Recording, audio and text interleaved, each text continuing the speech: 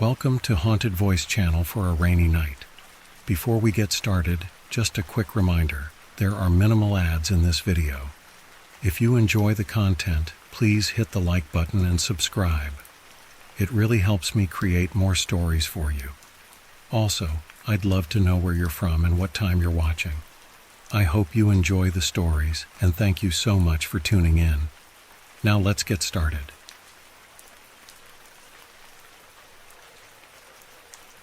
Evelyn Parker had always been fascinated by old houses. As a real estate agent, she specialized in historic properties, finding joy in restoring and selling grand old homes that had seen better days. When she stumbled upon the Mercer House, a sprawling Gothic revival mansion at the edge of town, she felt a thrill of excitement. The house had been abandoned for years, left to decay in silence. Ivy choked the brick walls, windows were boarded up, and the once manicured gardens had turned into a tangle of weeds. The house had a reputation. Locals whispered that it was cursed, a place of misfortune and tragedy. Decades ago, the Mercer family had disappeared overnight, leaving everything behind. No one knew where they went or why, but rumors suggested they were running from something that still lurked within the house. The few buyers who showed interest over the years backed out without explanation, claiming the place just didn't feel right. Evelyn, undeterred by superstition, was determined to restore Mercer House to its former glory. She bought it at a steal, certain she could turn a profit once it was renovated. She moved in temporarily, both to save money and to oversee the work closely. On her first night, she settled into one of the less dilapidated rooms, unpacked her things, and listened to the sounds of the old house creaking in the wind. The first few nights were uneventful. The house was cold and drafty, and Evelyn heard the occasional odd noise, pipes groaning, the roof settling, the usual sounds of an old structure. But on the fourth night, she was woken by a soft thumping sound from above her room. It was rhythmic, like the sound of footsteps pacing back and forth. Evelyn dismissed it as a raccoon or some other animal that had made its way into the attic. The next day, she called in a pest control company to check it out. They searched the attic, but found nothing. No signs of animals, no droppings, nothing out of the ordinary. Still, the noises persisted. Every night, just past midnight, the thumping would start, steady and deliberate, as if someone were walking in circles right above her. Evelyn's curiosity eventually got the better of her. She grabbed a flashlight and made her way up to the attic herself, climbing the narrow, dusty staircase. The air grew colder as she ascended, and the smell of mildew and old wood filled her nostrils. She pushed open the creaky attic door and shone her light around. The attic was cluttered with forgotten things, old furniture covered in sheets, stacks of yellowing newspapers, and boxes of belongings left behind by the Mercers. But what caught her attention was a small antique rocking chair in the corner, facing away from her. It was gently rocking back and forth, as if recently disturbed. Evelyn approached cautiously, her heart pounding in her chest. She reached out to stop the chair's motion, but the moment her hand touched the wood, it stopped abruptly, as if snatched from her grasp. She spun around, shining her flashlight into the dark corners of the attic, but saw nothing. The air felt heavy, charged with an unspoken tension. Evelyn quickly retreated, closing the attic door behind her, but the uneasy feeling lingered. That night, the footsteps were louder, and she swore she could hear the faint creak of the rocking chair through the ceiling. Evelyn tried to ignore it, but the disturbances only grew more unsettling. Lights flickered without reason, and objects seemed to move on their own. A mug that she was certain she'd left on the kitchen counter would end up on the dining table, or her keys would vanish only to reappear in the most unlikely places. She felt watched, followed by eyes she couldn't see. One night, unable to sleep, Evelyn was reading in bed when she heard a faint scratching sound coming from the walls. It started softly, almost like a mouse, but then grew louder, more insistent, like nails dragging against the wood. She held her breath, listening as the scratching moved closer, tracing the walls around her. Then the whispering began, low, indistinct murmurs that seemed to seep through the very walls. Evelyn shot out of bed, heart racing. She grabbed her flashlight and stormed up to the attic once more, determined to confront whatever was haunting her. The rocking chair was there again, gently moving, as if inviting her to sit. She shouted into the darkness, demanding that whatever was there show itself, but her voice echoed back at her, swallowed by the empty house. Frustrated, she returned to her room, locking the door behind her. She lay awake, staring at the ceiling, when she heard the unmistakable sound of the attic door creaking open. She bolted upright, listening intently. Footsteps descended the stairs, slow and deliberate, growing closer with each second. Evelyn's breath caught in her throat as she watched the doorknob to her room slowly turn. The door creaked open, but no one was there. The footsteps, however, continued, moving into her room. The air grew icy, and Evelyn felt a presence brush past her, invisible but tangible, as though someone had walked right through her. The next morning, Evelyn was shaken but still determined. She called a local historian, hoping to learn more about the Mercer family. What she found was chilling.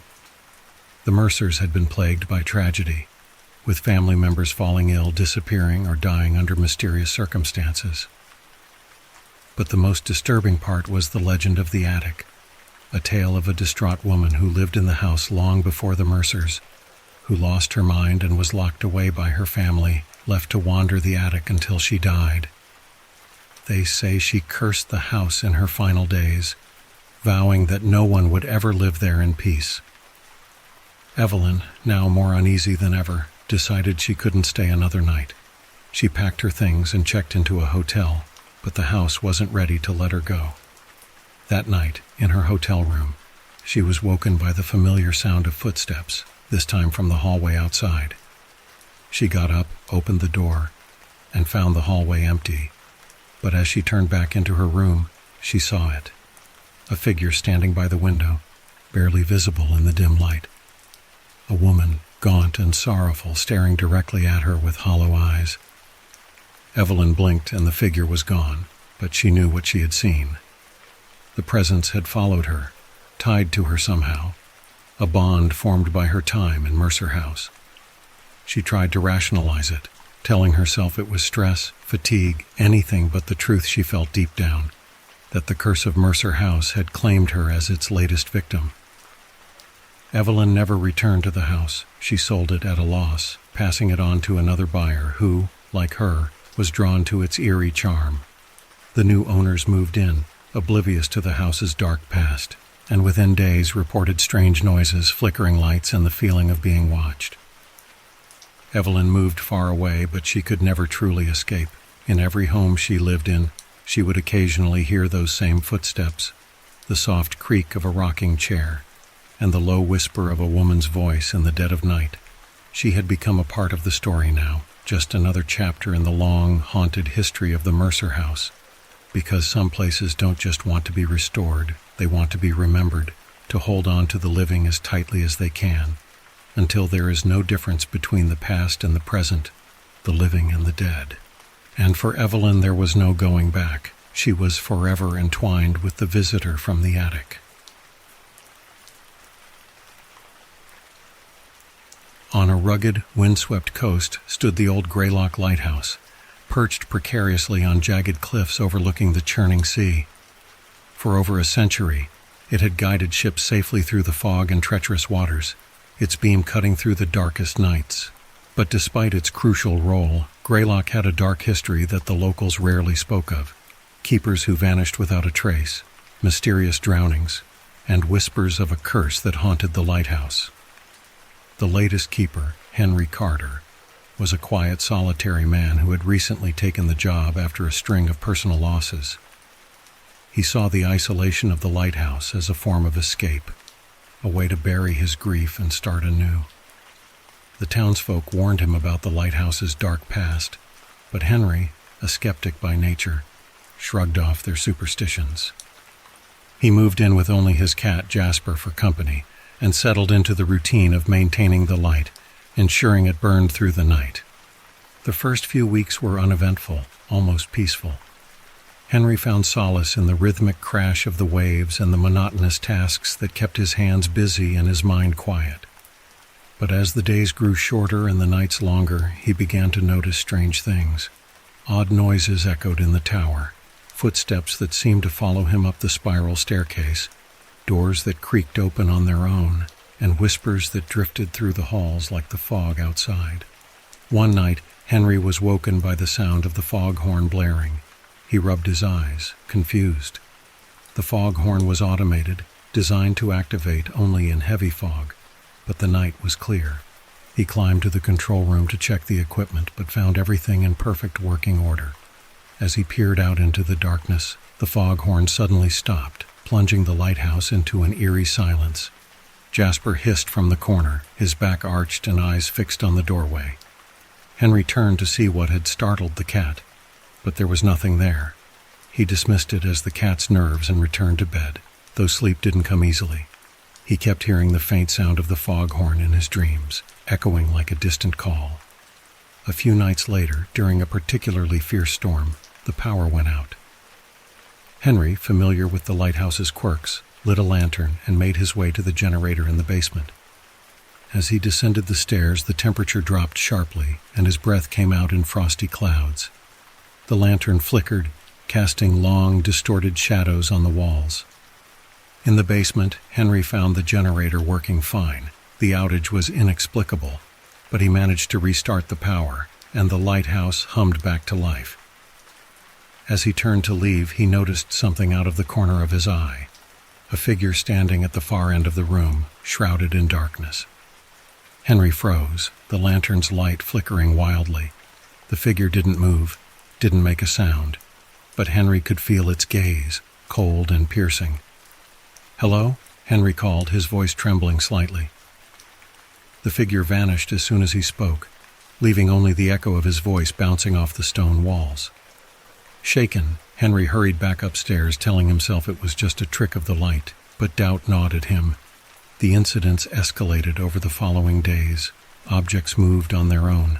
Lights flickered erratically, and the whispers grew louder, more insistent. At night, Henry would hear knocking on his door, but when he opened it, no one was there. Jasper refused to leave his side, his fur bristling as if he sensed something unseen. Henry began digging into the lighthouse's history, poring over old records and newspaper clippings. He learned of the previous keepers who had gone mad or disappeared without explanation. One entry in particular caught his attention, the story of Samuel Thatcher, a keeper from the 1920s who was found dead at the bottom of the lighthouse stairs, his eyes wide open in terror. It was said that Samuel claimed the lighthouse was haunted by the spirits of sailors lost at sea, drawn to the light that failed to save them. His death was ruled an accident, but locals whispered that Samuel had seen something that drove him to his end. Henry couldn't shake the feeling that the lighthouse was watching him, its walls closing in, the very air thick with an unseen presence. One stormy night, as lightning flashed and thunder shook the building, Henry heard a loud crash from the lantern room at the top of the tower. He grabbed his lantern and rushed upstairs, the storm howling outside. As he reached the top, the door to the lantern room slammed shut in his face. He pushed against it, but it wouldn't budge. Inside, he heard the unmistakable sound of someone crying, a deep, mournful wail that echoed through the lighthouse. Henry pounded on the door, shouting over the wind, but the crying only grew louder. Finally, with a surge of adrenaline, Henry threw his shoulder against the door, forcing it open. The room was empty, the lights spinning silently, casting eerie beams across the stormy sea. Henry stepped inside, breathless and soaked from the rain blowing in through the open windows. He glanced around, but there was no sign of anyone. Just the relentless wailing that now seemed to come from everywhere and nowhere at once. As Henry turned to leave, he caught sight of his reflection in the glass pane surrounding the light. But something was wrong. His reflection didn't move in sync with him. It stood still, staring back with hollow, sunken eyes, and behind it he saw the shadowy figure from the basement, clearer now, a man in an old keeper's uniform, face twisted in anguish, eyes locked onto Henry's. Henry stumbled back, tripping over a coil of rope and falling hard against the wall. The reflection remained, the shadow growing closer, its hand reaching out as if to pull him into the glass. Henry scrambled to his feet, grabbed a heavy wrench from the floor and swung it at the window. The glass shattered, and the reflection disappeared, the wailing cutting off abruptly. Breathing heavily, Henry backed away from the broken window, the wind and rain lashing at his face. He knew then that the lighthouse was not just haunted. It was alive, feeding on the souls of those it ensnared, pulling them into its endless cycle of despair. Henry packed his belongings and left the lighthouse that very night, never looking back. He returned to town, pale and shaken, and told the Delaney's everything. They nodded solemnly, having heard similar tales from past keepers who had managed to escape. Greylock Lighthouse still stands, its beam cutting through the fog as it has for over 100 years. The Delaneys continue to hire new keepers, each unaware of the fate that might await them. And those who pass by the cliffs at night sometimes report seeing a figure in the lantern room, staring out to sea, trapped forever in the light. Henry never spoke of the lighthouse again, but in the quiet of his own home, he occasionally caught glimpses in reflective surfaces, windows, mirrors, even still water, of that shadowy figure in the old keeper's uniform, watching him from a distance. The lighthouse had let him go, but it hadn't forgotten him. Because once the lighthouse has seen you, it never truly lets you leave. I've always been drawn to the wilderness. There's something about the solitude and the untamed beauty of nature that gives me a sense of peace I can't find anywhere else. That's why, when I got the chance to take a week off work, I decided to spend it hiking and camping in Pine Hollow National Park. I'd been there once before with some friends, but this time, I wanted to experience it alone, without distractions. Just me, my tent, and the trails. The park was massive, stretching for miles with dense forests, towering pines, and winding paths that led to breathtaking vistas. It was a popular spot, but since I was going midweek, I expected the trails to be quieter, almost deserted. Exactly how I liked it. I arrived on a Monday afternoon, checked in with the park ranger, and set off on a lesser-known trail that I'd read about online. It was supposed to be a bit more challenging, but I was ready for it. I hiked for hours, the sound of the wind rustling through the pine needles and the occasional bird call keeping me company.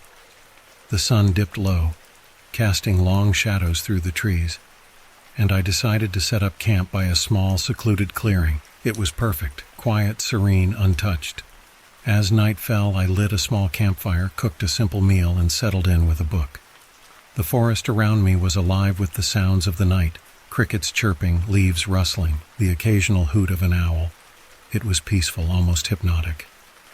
But as the fire began to die down, I started to notice something strange. The usual forest noises seemed to fade, replaced by a soft, rhythmic whispering. It was subtle at first, like the wind brushing through the branches, but there was a pattern to it, a cadence that felt deliberate. I looked around, my eyes scanning the darkness beyond the firelight, but there was nothing there, just the trees, standing tall and silent. I told myself it was nothing, just my mind playing tricks on me, but the whispering continued, ebbing and flowing, growing louder in short bursts before fading again.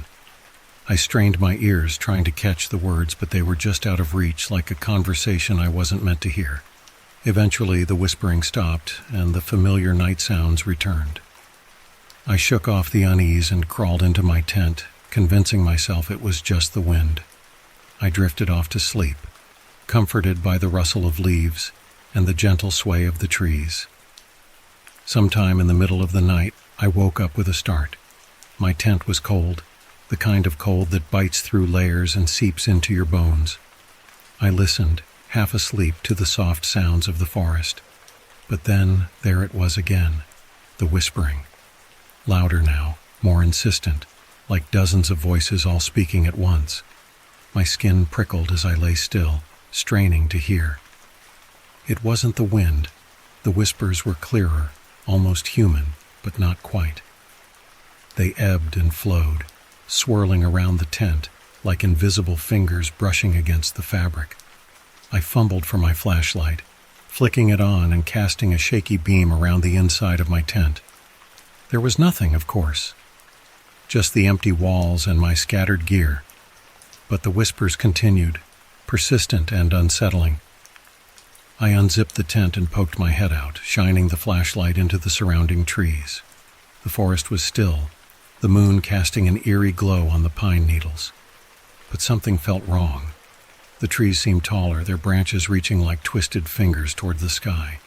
And then I noticed it, a figure standing just beyond the edge of the clearing, barely visible in the dim light.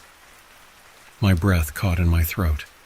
It was tall, impossibly thin, with elongated limbs that seemed to blend into the shadows of the trees. It stood motionless, watching me. I couldn't make out any features, just the silhouette, dark and unnatural. The whispering grew louder, more frantic, as if the trees themselves were trying to warn me. I blinked, and the figure was gone. I scanned the tree line, but there was nothing there. My heart pounded in my chest as I scrambled back into the tent, zipping it shut and trying to steady my breathing. I sat there, clutching the flashlight, listening as the whispers slowly faded into the usual night sounds. I barely slept, every creak of a branch or rustle of leaves setting my nerves on edge. Morning came, and with it, a sense of relief. The sunlight filtered through the pines, warming the clearing and banishing the chill from the night before.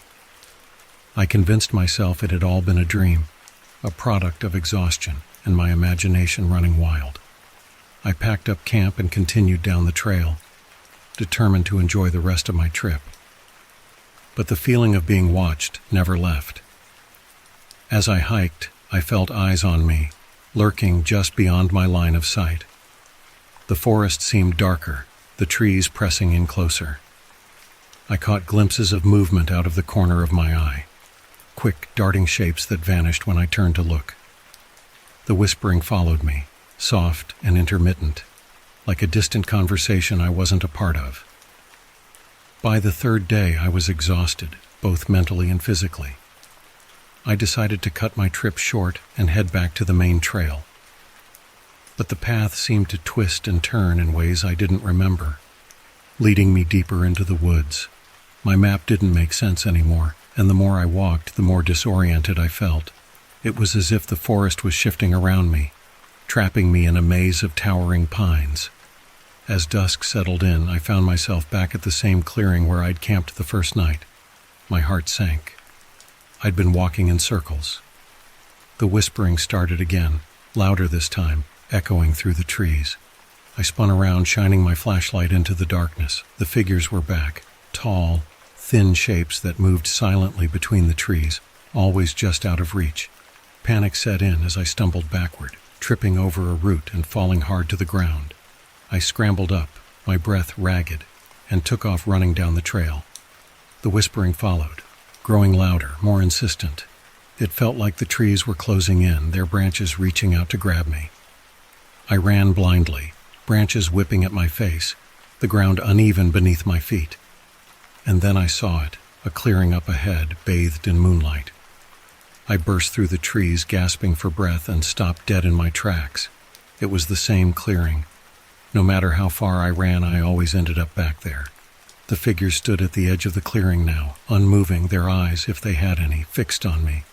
I backed away, my mind racing. I couldn't stay there, but I couldn't keep running in circles. The whispering grew louder, more frantic, like a chorus of voices all speaking at once.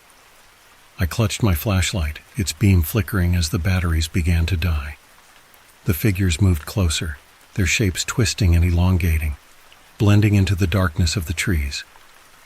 I squeezed my eyes shut, whispering to myself that it wasn't real, that it was all in my head.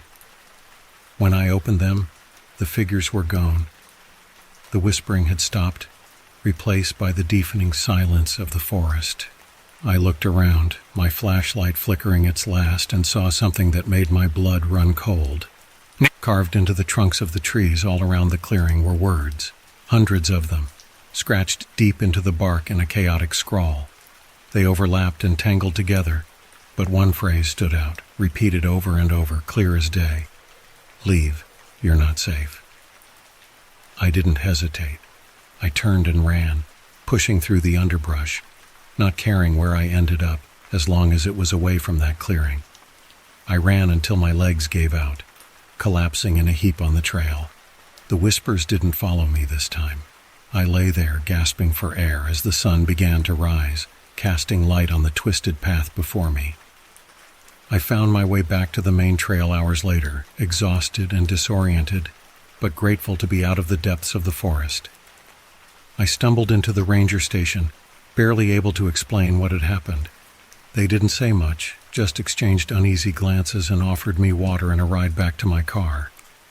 As I drove away from Pine Hollow, I glanced in the rearview mirror, half expecting to see those figures standing at the tree line, watching me leave. But there was nothing, just the dense pines, swaying gently in the breeze. I haven't been back since, and I doubt I ever will.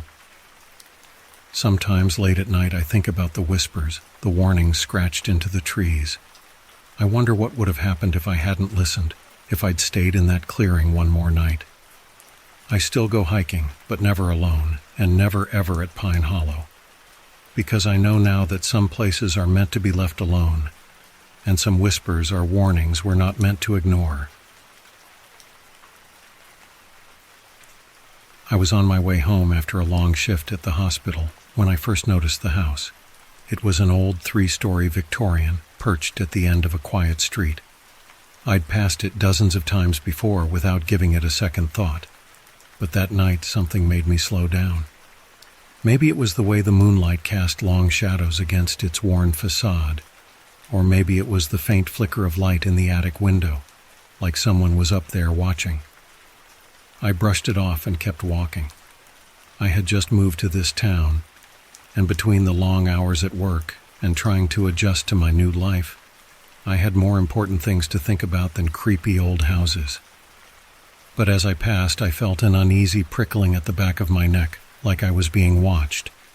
I turned around, but the street was empty. I shook it off as paranoia and hurried home.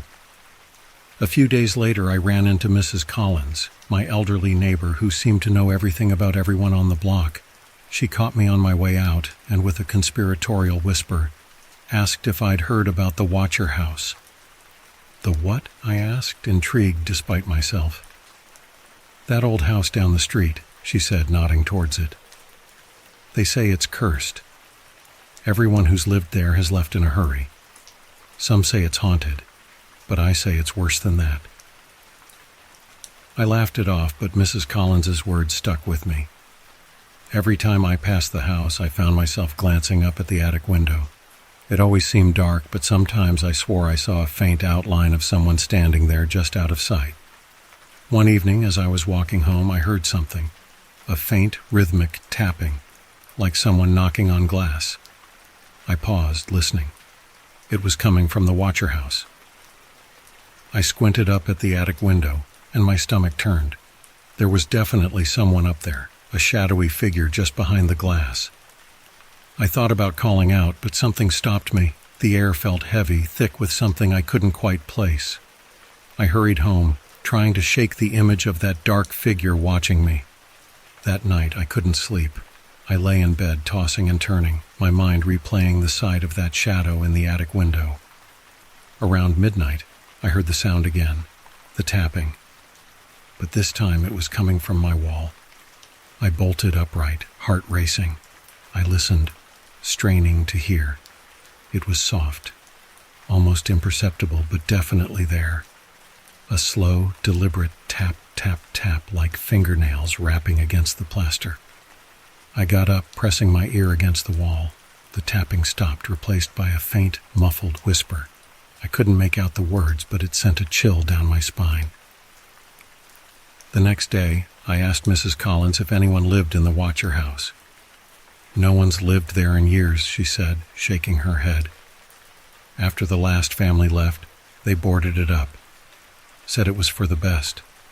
Folks around here keep their distance. But I've seen someone up there, I insisted, pointing towards the house. In the attic. Mrs. Collins looked at me, her face suddenly serious. That's where it likes to be, she said quietly. The Watcher, always in the attic, looking out. It watches everyone who passes by. It's looking for something or someone. I laughed nervously, but Mrs. Collins didn't smile. "You'd do best to stay away," she warned. "Once it starts watching you, it doesn't stop."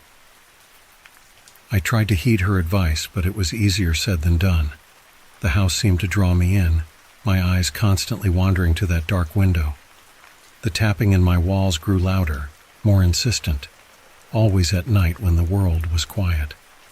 It was as if the watcher knew I was there, as if it was trying to communicate with me through the walls. One night, I decided to confront it. I couldn't take the sleepless nights and the constant feeling of being watched. I grabbed a flashlight and made my way to the Watcher house. The air was still, the streets deserted as I approached the creaking gate. The front door was boarded up, but the side window was slightly ajar. I slipped inside, the air thick with dust and the scent of decay. The house was cold, unnaturally so, and each step I took echoed through the empty rooms. I made my way up the creaky staircase, the floorboards groaning under my weight. As I reached the top floor, the tapping started again, louder now, echoing through the empty halls. It was coming from the attic. I pushed open the attic door, my flashlight beam cutting through the darkness. The room was empty, save for old furniture draped in sheets and stacks of forgotten boxes. But the tapping persisted, coming from the far corner. I approached slowly, my heart hammering in my chest. And that's when I saw it. A large, cracked mirror stood in the corner, facing the window. Its surface was warped, stained with age. As I shone the light on it, I saw my reflection, and behind me, the shadowy figure of a man. He was tall, his features indistinct, like he was made of smoke. He stood just behind me, his head cocked as if observing. I spun around, but the attic was empty. I turned back to the mirror, and the figure was still there, closer now. My breath hitched as I stepped back, the flashlight trembling in my hand. The figure raised a hand and tapped on the mirror, matching the rhythm I'd heard for weeks. Tap, tap, tap. And then it spoke.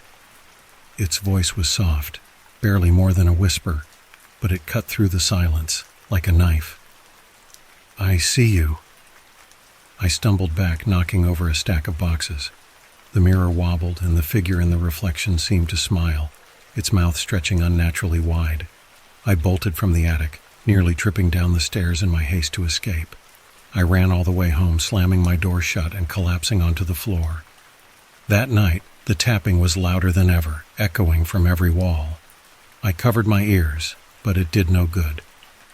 The whispering started, clearer now, almost conversational. "I see you. I see you. I see you."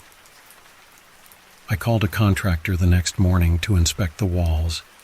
I needed to know if there was some logical explanation. A rodent problem, old pipes, anything. He arrived later that day, tools in hand, and began knocking on the walls, listening closely. When he reached my bedroom wall, the tapping started again. The contractor frowned, pressing his ear against the plaster. He tapped back, and to my horror, something tapped in response, like a game. His face paled, and he quickly cut a hole in the wall. We both peered inside, expecting to find pipes or wiring. Instead, we found a narrow, hidden space between the walls, barely wide enough for a person. And there, nestled in the darkness, was the figure from the mirror, a mannequin, its eyes painted dark and hollow, staring straight ahead. Its hand was raised, poised to tap against the inside of the wall. But worse, behind it, I saw something move, a shadow, slithering deeper into the darkness, disappearing from sight. The contractor backed away, muttering something about needing more tools. He left and never came back. I sealed the wall myself, but it didn't matter. The tapping continued, now a constant rhythmic drumming that followed me from room to room. I left the house a few days later, abandoning my lease, my belongings, everything. I moved across town, hoping distance would sever the connection. But it didn't. The tapping has followed me, growing louder each night. The whispers have become clearer, almost familiar. Sometimes I catch glimpses of movement out of the corner of my eye, in the mirror, in windows, in the reflective surface of my phone screen. It's always there, just behind me, watching, waiting. And now every night as I lie in bed, I can hear it clearly, the slow, deliberate tapping and the whisper that sends shivers down my spine. I see you. I don't know what it wants, but I'm terrified to find out, because now I'm starting to see it too. In every shadow, every dark corner, it's watching, and it's getting closer.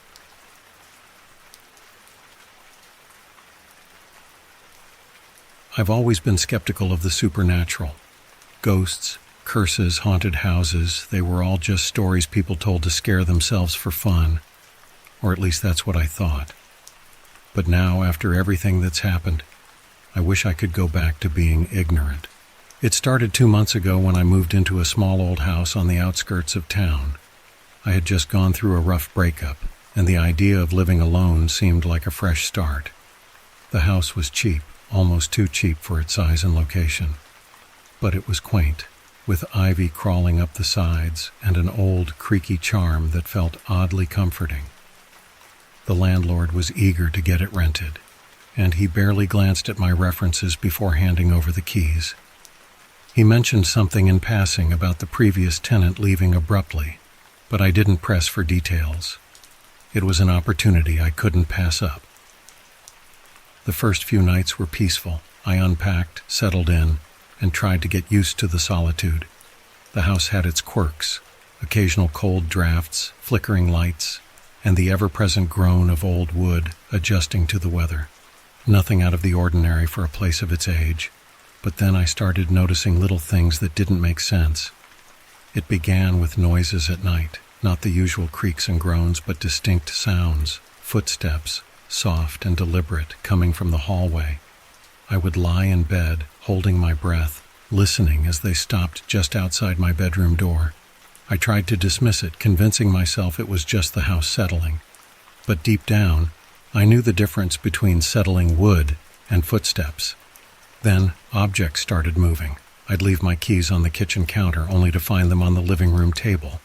Doors I'd closed would be open when I returned, and lights I'd turned off would be glowing softly when I woke up. I started to doubt myself, thinking maybe I was just stressed or forgetful. But the uneasy feeling grew, like something was watching me.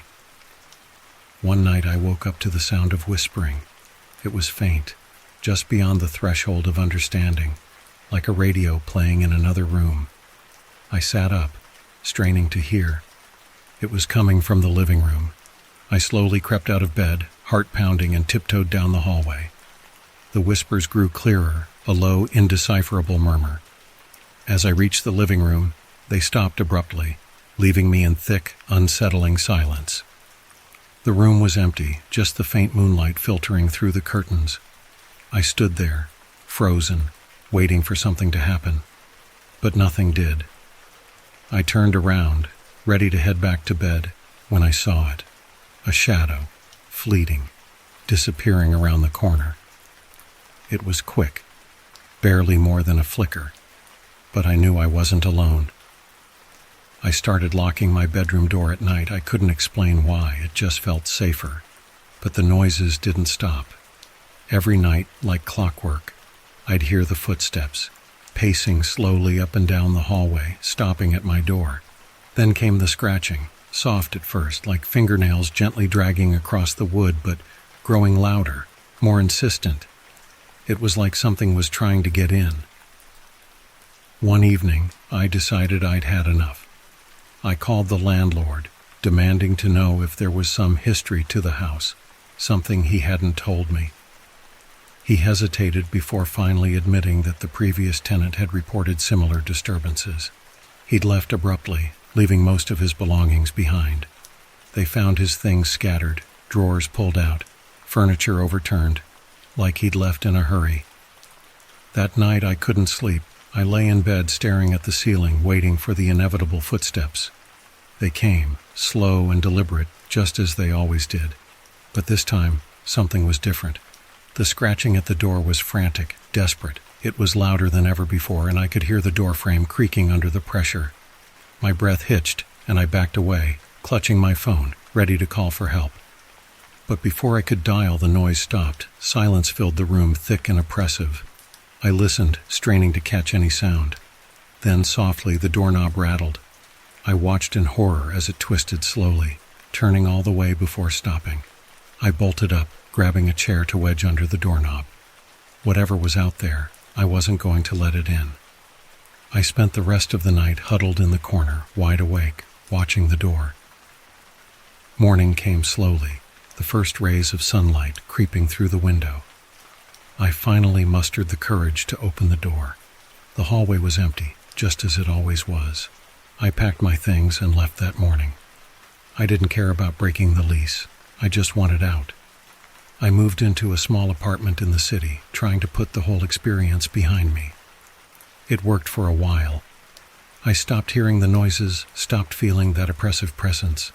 But last night, it happened again. I woke up to the sound of whispering, faint and familiar, coming from the other room. My blood ran cold as I sat up, listening. The whispering grew louder, more distinct, and then I heard it. The soft, deliberate footsteps pacing slowly towards my bedroom. My heart pounded in my chest as I watched the doorknob turn, ever so slowly. The door creaked open, and there, standing in the doorway, was a man. His face was gaunt, eyes sunken, with a look of terror that mirrored my own. He stared at me, his mouth moving silently, like he was trying to speak, but no sound came out. My breath caught in my throat as I realized I recognized him. He was the previous tenant, the one who had left abruptly, abandoning everything.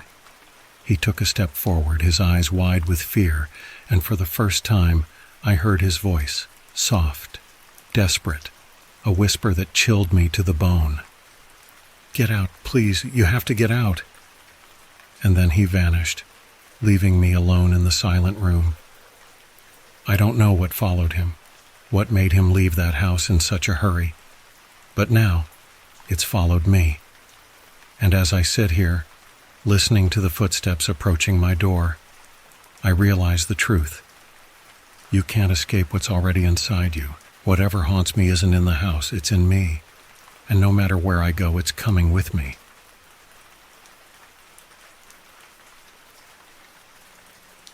I've always been a light sleeper. The slightest creak of the floorboards or distant murmur of traffic outside would pull me from the depths of sleep. So when I found a cheap apartment in the heart of the city, it seemed perfect. It was on the 5th floor, newly renovated and somehow within my budget. The only catch? It came with a roommate. Her name was Lydia. She was quiet, kept to herself mostly, and had an odd schedule. She was always up late into the night and slept during the day. I'd hear her pacing in the living room at 3 a.m., her footsteps soft but constant. At first it annoyed me, but I got used to it. We barely spoke, and when we did, it was just a polite exchange in passing. She had this habit of staring, though, her eyes lingering a bit too long, like she was studying me or maybe trying to figure something out. I brushed it off as her just being socially awkward. A few weeks in, I started noticing strange things around the apartment. Little things going missing. A fork from the kitchen, a sock, the remote control. They'd always show up in weird places. The remote would be on the bathroom sink, my missing sock stuffed under the couch cushions. I figured Lydia was just forgetful or maybe sleepwalking. I never confronted her about it. It didn't seem worth the trouble. Then the noises started. It was late and I was tossing and turning, unable to sleep. I heard it faintly at first, a soft humming. I thought it was Lydia, maybe watching TV or listening to music. But as I listened closer, it didn't sound like any song I knew. It was more like a chant, slow and rhythmic, just below the threshold of understanding. It made my skin crawl. I got out of bed and crept towards the living room. The humming grew louder, more distinct. As I turned the corner, I saw her, Lydia, sitting cross-legged on the floor, her back to me, rocking slightly. The room was dark, but I could see the faint glow of candles surrounding her. She was humming, her voice low and unsettling, like a lullaby from a nightmare. I took a step back, trying not to make a sound, but the floor betrayed me with a loud creak. Lydia stopped humming abruptly. She didn't turn around, didn't say a word. She just sat there, frozen. I could feel my heart pounding in my chest as I slowly backed away and returned to my room, shutting the door quietly behind me. I didn't sleep that night. Every creak, every whisper of the wind set my nerves on edge. The next morning, Lydia was gone. Her door was wide open, her bed neatly made, as if she had never been there. I breathed a sigh of relief, hoping maybe she'd gone out for the day. But she didn't come back that night, or the night after. A whole week passed without a sign of her. I thought maybe she'd moved out without telling me, which honestly was fine by me. I was glad to have the place to myself. Then one night I heard the humming again. My stomach dropped. It was soft at first, coming from Lydia's room. I stood in the hallway listening, trying to convince myself that it was my imagination. But as I approached her door, the humming grew louder, more distinct. My hand shook as I reached for the doorknob, hesitating. I pushed the door open slowly. The room was empty. No candles, no Lydia, just the faint, lingering sound of that awful humming. I flicked on the light, and my breath caught in my throat. On the wall, etched deep into the plaster, were dozens of scratches, like claw marks, all leading to a single word carved repeatedly across the surface. Out.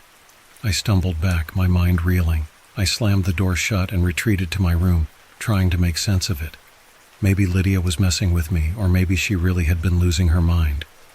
I decided I'd call the landlord in the morning, get this sorted out once and for all. But when morning came, I found my door wouldn't open. The knob turned, but it was like something was holding it shut from the other side. Panic set in as I yanked and pulled, but it wouldn't budge. That's when I heard it, the humming right outside my door. Louder now, more insistent. My breath hitched as I backed away, my heart pounding in my ears. I pressed my ear against the door, and I could hear her Lydia whispering softly between the humming. "Get out, get out, get out." I stumbled back, my mind racing. I needed to get out, but the window was too small and I was trapped. I grabbed my phone, dialing 911 with shaking hands. But there was no signal. The humming grew louder, more frantic. It felt like it was coming from all around me, pressing in from every direction. I banged on the door, screaming for help, but the walls seemed to swallow my voice. The humming stopped suddenly. Silence filled the room, heavy and oppressive. Then, slowly, the door creaked open. There was no one there. I bolted, running out of the apartment and down the stairs, not stopping until I was outside, gasping for breath in the cold night air. I called the landlord from a payphone, frantic, telling him about Lydia, the humming, everything. He sounded confused, said he didn't know anyone named Lydia. I insisted, describing her long dark hair, her pale skin, the way she stared without blinking. There was a long pause on the other end. "There's no one living with you," he finally said, his voice low and uneasy. "You've been the only tenant in that apartment for months. The last person who lived there was named Lydia, but she's been dead for years. Suicide, right in that apartment. They say she used to pace around at night, humming to herself, drove the neighbors crazy. That's why the rent's so cheap." My blood ran cold. I hung up without saying another word. I never went back to that apartment. I moved in with a friend, leaving everything behind. But every so often, in the dead of night, I still hear it. That faint, haunting hum. It's always just out of reach, just beyond the edge of silence. And sometimes, when I look in the mirror, I swear I see her, Lydia, staring back at me, her eyes empty, her mouth twisted into that slow, silent chant. The worst part, it's not that she's haunting me, it's that she's waiting for me. Waiting for the moment I let my guard down. Because when I do, when I finally give in, I know I'll be the one humming next. The sprawling expanse of Ravenwood National Park was a haven for hikers, campers, and nature enthusiasts alike. With its dense forests, cascading waterfalls, and breathtaking mountain vistas, it was the perfect escape from the grind of daily life. But beneath its natural beauty lay a sinister history, one filled with tales of people who had gone missing, never to be seen again, and of a dark presence that roamed the woods after sundown.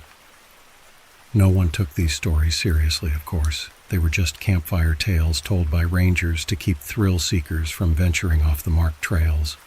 But for those who knew the park well, there was one place everyone avoided: the Lost Trail. It was an overgrown path, barely visible among the thick underbrush, leading into the heart of the park, where the trees grew so dense that sunlight barely touched the ground. Officially, the trail didn't exist on any map, and the park rangers were quick to dismiss it as an old, unused route that had fallen into disrepair.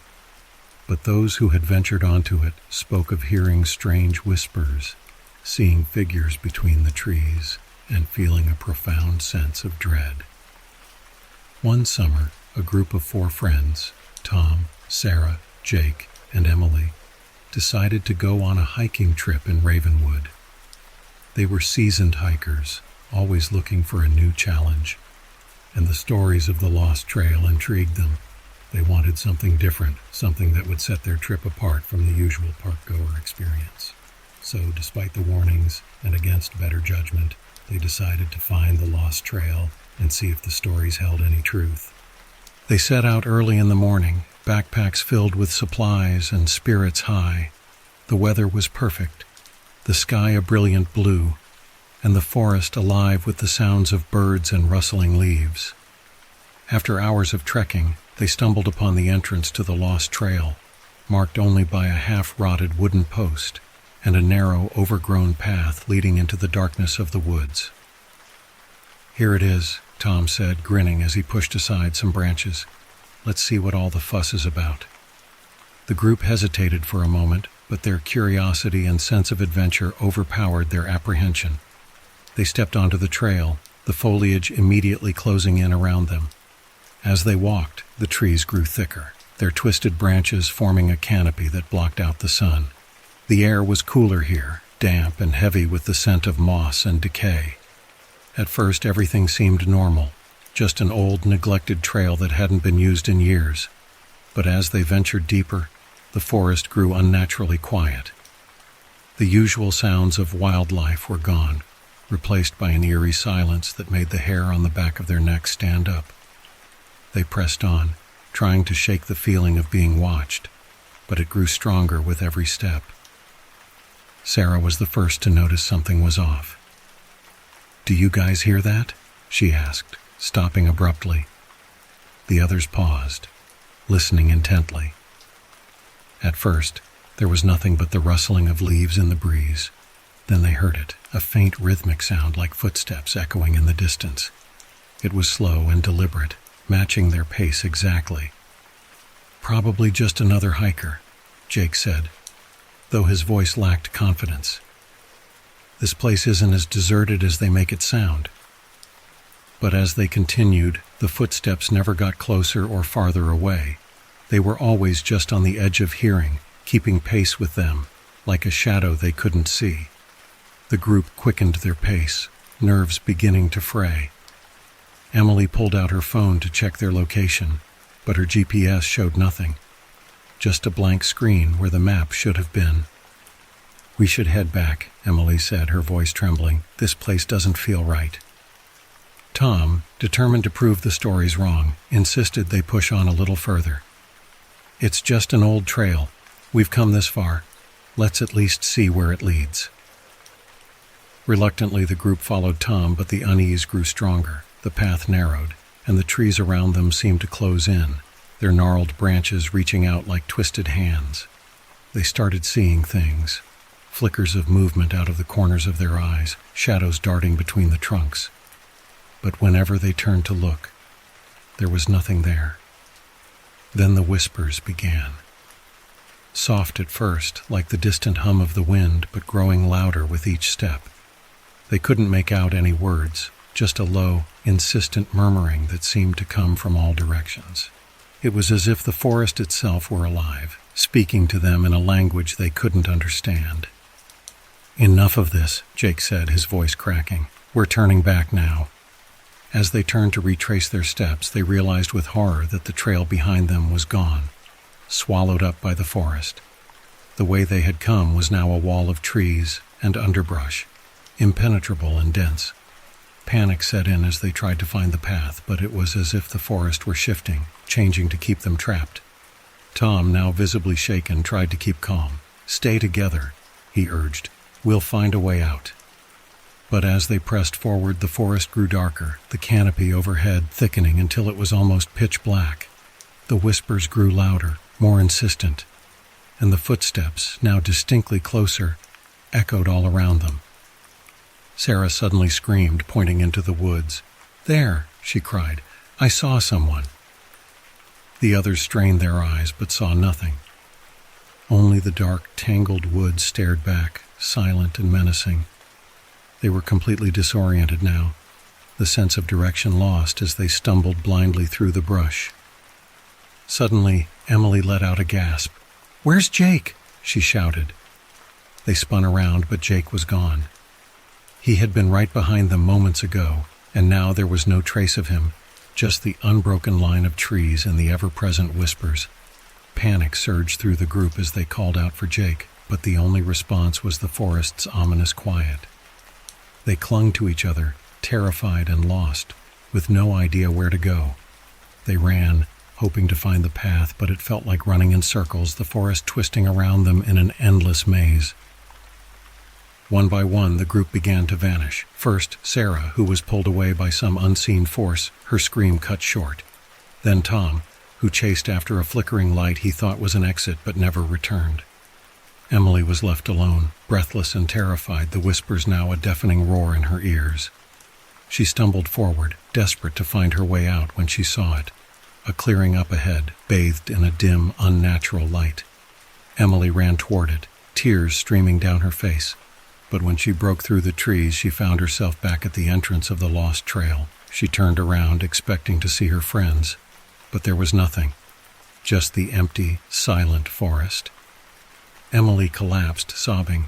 She tried calling for help, but her phone was dead. She stumbled back to the main path, finally reaching the ranger station hours later. She was exhausted, covered in scratches, and mumbling incoherently about the forest and her missing friends. Search parties were sent out, but no trace of Tom, Sarah, or Jake was ever found. The rangers combed the forest for days, but the lost trail had seemingly vanished, leaving no sign of the group's passage. The story quickly spread, becoming another chapter in the dark legend of Ravenwood National Park. Emily never returned to Ravenwood. She moved far away, trying to forget what happened. But the memories haunted her. She would often wake in the middle of the night, hearing the faint sound of footsteps pacing outside her window and the soft, unintelligible whispers that had followed them through the forest. Locals still warn visitors to stay on the marked paths and avoid the lost trail. They say the forest doesn't like to be disturbed, and those who wander too far from the beaten path may find themselves lost forever, claimed by the dark presence that watches from the shadows. Ravenwood still draws hikers and campers with its beauty, but every so often, someone goes missing without a trace, swallowed up by the vast wilderness, and those who know the stories believe that the forest is simply waiting, biding its time until the next curious soul strays too close to the lost trail. I've always loved hiking, especially in remote areas where the trails are quiet and the scenery feels untouched by civilization. National parks are my favorite escape. There's something about the vast open wilderness that makes me feel alive. Last fall, I decided to take a solo trip to one of the less visited national parks in the country, an old forest preserve known for its dense woods and rugged terrain. I'd heard stories about the park's eerie reputation, but I chalked it up to local folklore. People love to tell ghost stories about national parks, missing hikers, strange sightings, mysterious disappearances. I've heard it all before, but I'm not the kind of person who scares easily. So I packed my gear, laced up my boots, and set off for a weekend of solitude in the wilderness. The first day was perfect. The weather was crisp. The leaves were turning vibrant shades of red and orange, and I didn't see another soul on the trails, just the way I liked it. I set up camp near a small clearing surrounded by towering trees. It was peaceful, just the sounds of nature and the occasional rustling of leaves in the breeze. As night fell, the forest grew darker than I expected. Without the glow of city lights, the darkness felt thick, almost suffocating. I built a small fire and sat by it, listening to the sounds of the night. The usual suspects were there: crickets, the distant hoot of an owl, the rustling of small animals in the underbrush. But after a while, I noticed something strange. The forest had gone completely silent. I'm used to the quiet, but this was different. It was as if someone had hit a mute button on the entire world.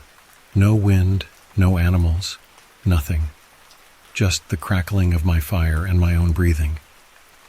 I tried to shake off the creeping unease, chalking it up to my imagination. But then I heard it. A soft whisper, like a faint breeze moving through the trees. Except there was no breeze. The whisper wasn't coming from any one direction. It was everywhere, surrounding me, threading through the trees like smoke. I couldn't make out any words, just a low, murmuring sound that made my skin crawl. I scanned the darkness beyond the firelight, trying to spot the source, but there was nothing. No movement, no figures, just shadows. I convinced myself it was just the wind picking up, even though the air was still. I threw another log on the fire, the flames flaring up and pushing back the darkness. The whispering stopped, but the uneasy feeling remained, gnawing at the back of my mind. I decided to call it a night, climbing into my tent and zipping it up tight. I lay there, listening to the silence, trying to drift off.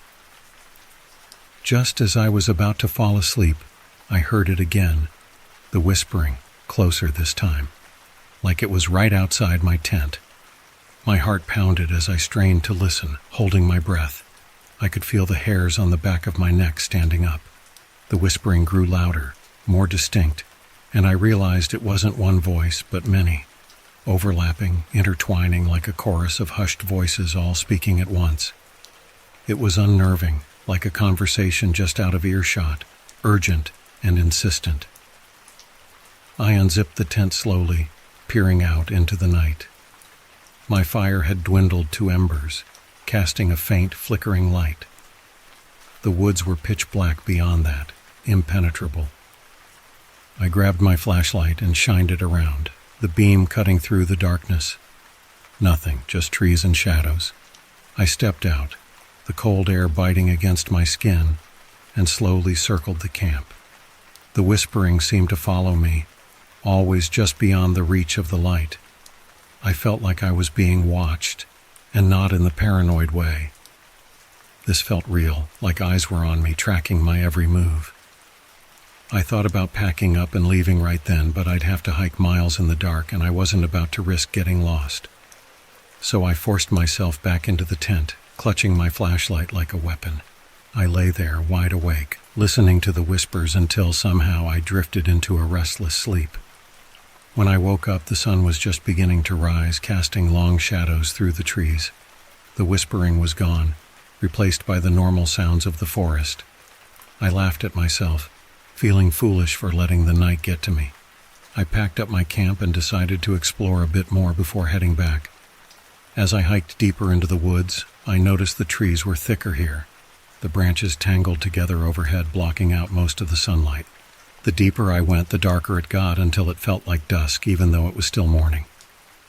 That's when I found it, a small overgrown path that wasn't on my map.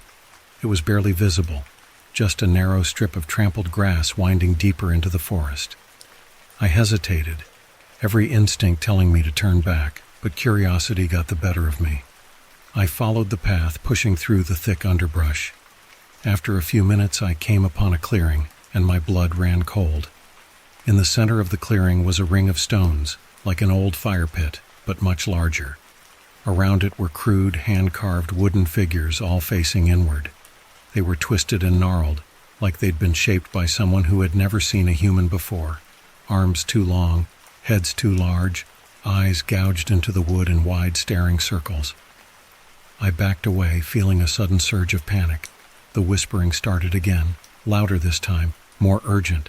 It was like the voices were all around me, pushing me toward the ring of stones. I turned and ran, crashing through the forest, my pulse hammering in my ears. The whispering didn't fade. It followed me, hissing in my ears, no matter how fast I ran. When I finally stumbled back onto the main trail, the whispers stopped. I collapsed against a tree, gasping for breath, my mind racing. I didn't know what I'd seen or why it had affected me so deeply, but I knew one thing. I had to get out of those woods. I didn't stop until I reached the parking lot, the familiar sight of my car, a welcome relief. I threw my gear into the back seat, peeled out of there, and didn't look back. As I drove away, I could have sworn I saw shadows moving between the trees just at the edge of my vision, but I didn't dare stop to check. When I got home, I tried to put it behind me, but I couldn't shake the feeling that something had followed me. I've had nightmares ever since, dreams of those twisted figures, the whispering voices growing louder, closer. Sometimes I wake up in the middle of the night convinced I hear them outside my window. A few weeks later, I decided to look up the history of the park, hoping to find some explanation. That's when I found an old newspaper article, dated back nearly a century. It mentioned a group of settlers who'd tried to live in the forest, but something went wrong. They started hearing voices, seeing things that weren't there. One by one, they disappeared, leaving nothing behind but a ring of stones in the woods and rumors of a curse. I don't know what's out there in those woods, but I do know this. If you ever hear the whispers, don't follow them. Don't go looking for the source, because once you hear them, they never really leave you. And no matter how far you run, the whispering woods will always find you. I'd never been particularly close to my grandparents. They lived in a big old house on the edge of town, the kind of house that seemed to belong in a black and white horror movie. I'd only visited a handful of times as a kid, and even then I never felt comfortable there. The creaky floors, the dim lighting, and that constant smell of dust. It was like the house itself was stuck in time. After they passed away, the house was left to my dad, who decided to sell it. But first, he needed to clear it out, and that's where I came in. I was between jobs and figured I could use the extra cash, so I volunteered to help him clean the place up. It seemed simple enough: pack up old furniture, sort through decades of belongings, and maybe find a few hidden treasures along the way. But when I walked into that house for the first time in years, I felt a chill that had nothing to do with the drafty windows. The house was exactly as I remembered it, and yet it felt different. The air was heavy, almost oppressive, like the walls were closing in on me. I tried to shake it off and got to work, starting with the ground floor and slowly working my way up. The first couple of days went by uneventfully. I sorted through dusty photo albums, packed away ancient clothes that smelled like mothballs, and made countless trips to the trash bin. My dad mostly kept to himself, working in the garage or outside, leaving me to handle the inside. It was boring, monotonous work, and I was ready to be done with it. Then came the attic. I'd never been up there before. I didn't even know there was an attic until my dad mentioned it. The entrance was hidden in the hallway ceiling, concealed by a small trapdoor with a rickety pull-down ladder. I stood there staring up at it, trying to summon the courage to climb up. There was something about the attic that didn't sit right with me, but I couldn't put my finger on it. After a few minutes of hesitation, I finally pulled the ladder down. It creaked loudly, the sound echoing through the empty house. I grabbed a flashlight, climbed up, and poked my head through the opening. The attic was dark and musty, filled with stacks of old boxes, broken furniture, and cobwebs that looked like they hadn't been disturbed in years. I climbed all the way up and stood there, shining the flashlight around. There was nothing unusual at first glance, just the typical attic clutter. But as I moved deeper into the space, I noticed something odd. In the far corner, partially hidden behind a pile of boxes, was a small wooden door, barely big enough to crawl through. I didn't remember my grandparents ever mentioning a hidden room, and I wondered why they would have a tiny door like that in the first place. My curiosity got the better of me, so I carefully moved the boxes aside and crouched down in front of it. The door was old, with peeling paint and a rusty handle. It looked like it hadn't been opened in decades. I hesitated, every instinct telling me to leave it alone. But I was too curious. I pulled the handle, and the door creaked open, revealing a small, dark space beyond. I shined my flashlight inside and felt my stomach twist. The room was empty except for a single chair in the center, facing the wall. The walls were covered in strange, faded symbols that looked hand-drawn, like something out of a child's nightmare. The air was colder in there, and I could feel the hair on the back of my neck stand up. It wasn't just the cold. It was like the room itself was wrong, like it didn't belong in the house, or in this world. I stepped inside, feeling the wooden floor creak beneath me. My flashlight flickered, and for a moment, the room was plunged into darkness. I fumbled with it, my heart racing, and the light came back on. But when it did, I saw something that made my blood run cold. The chair had turned. It was now facing the doorway, facing me. I hadn't heard it move, hadn't seen it shift. It was just there, in a different position than before. I backed up, my breath catching in my throat. I tried to tell myself it was just my imagination, that I'd moved it without realizing.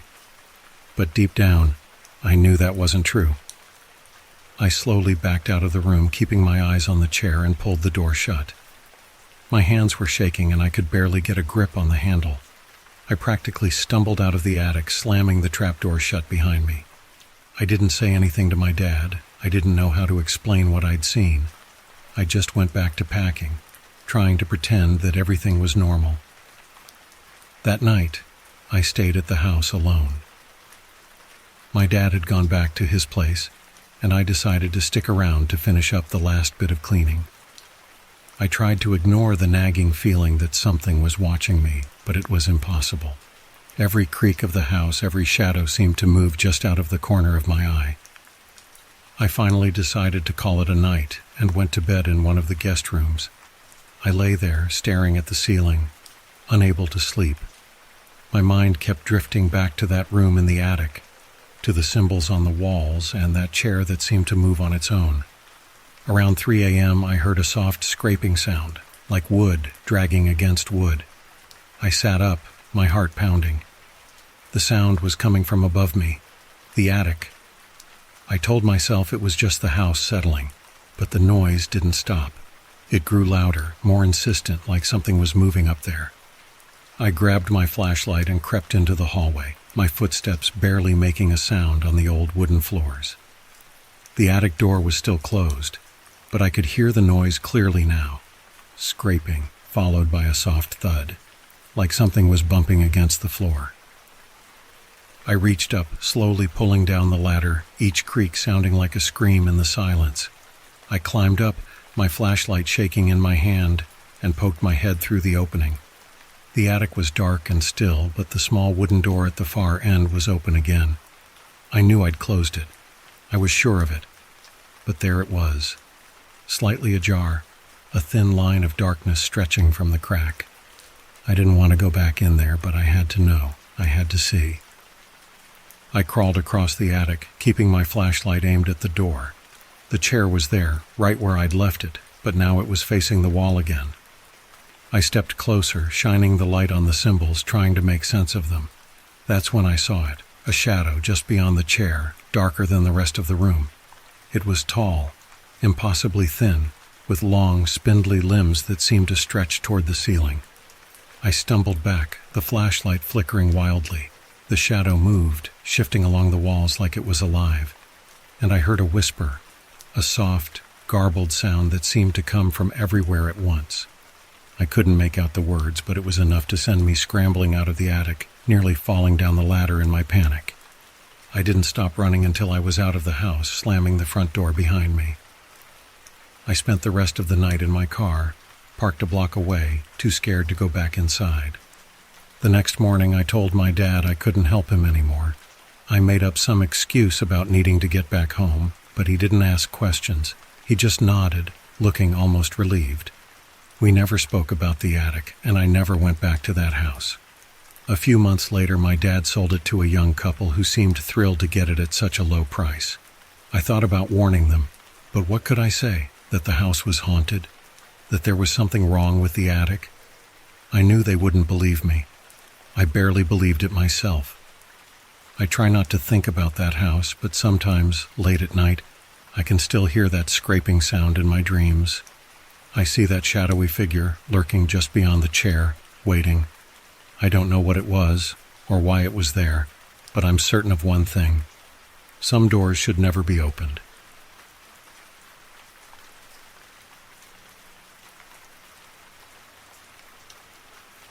I'm not the kind of person who believes in ghosts or the paranormal. I've always been a skeptic, the one to roll my eyes at ghost stories and laugh at horror movies. But everything changed after that one night at my aunt's house. I wish I could say I was still a non-believer, but what I experienced was too real, too terrifying to ignore. My Aunt Linda is a sweet old lady who lives alone in a big, creaky Victorian house on the outskirts of town. The house is ancient, with the kind of charm you see in magazines but would never actually want to live in. I hadn't seen her in a while, so when she invited me to stay for a weekend, I thought it'd be a nice change of pace. The first night was uneventful. Dinner, small talk, catching up on family gossip. She showed me to the guest room, which was nice enough, though a bit dated. Floral wallpaper, an old wooden dresser, and an antique mirror hanging above it. The bed was this massive four-poster thing that looked like it belonged in a museum. After chatting a bit, I retired to my room and settled in, scrolling through my phone until I got tired. As I was drifting off, I thought I heard a soft whisper, but I figured it was just the wind. This house was old after all, and old houses make noises. Around 3 a.m., I woke up suddenly, the kind of wake-up that jolts you like you've been shoved.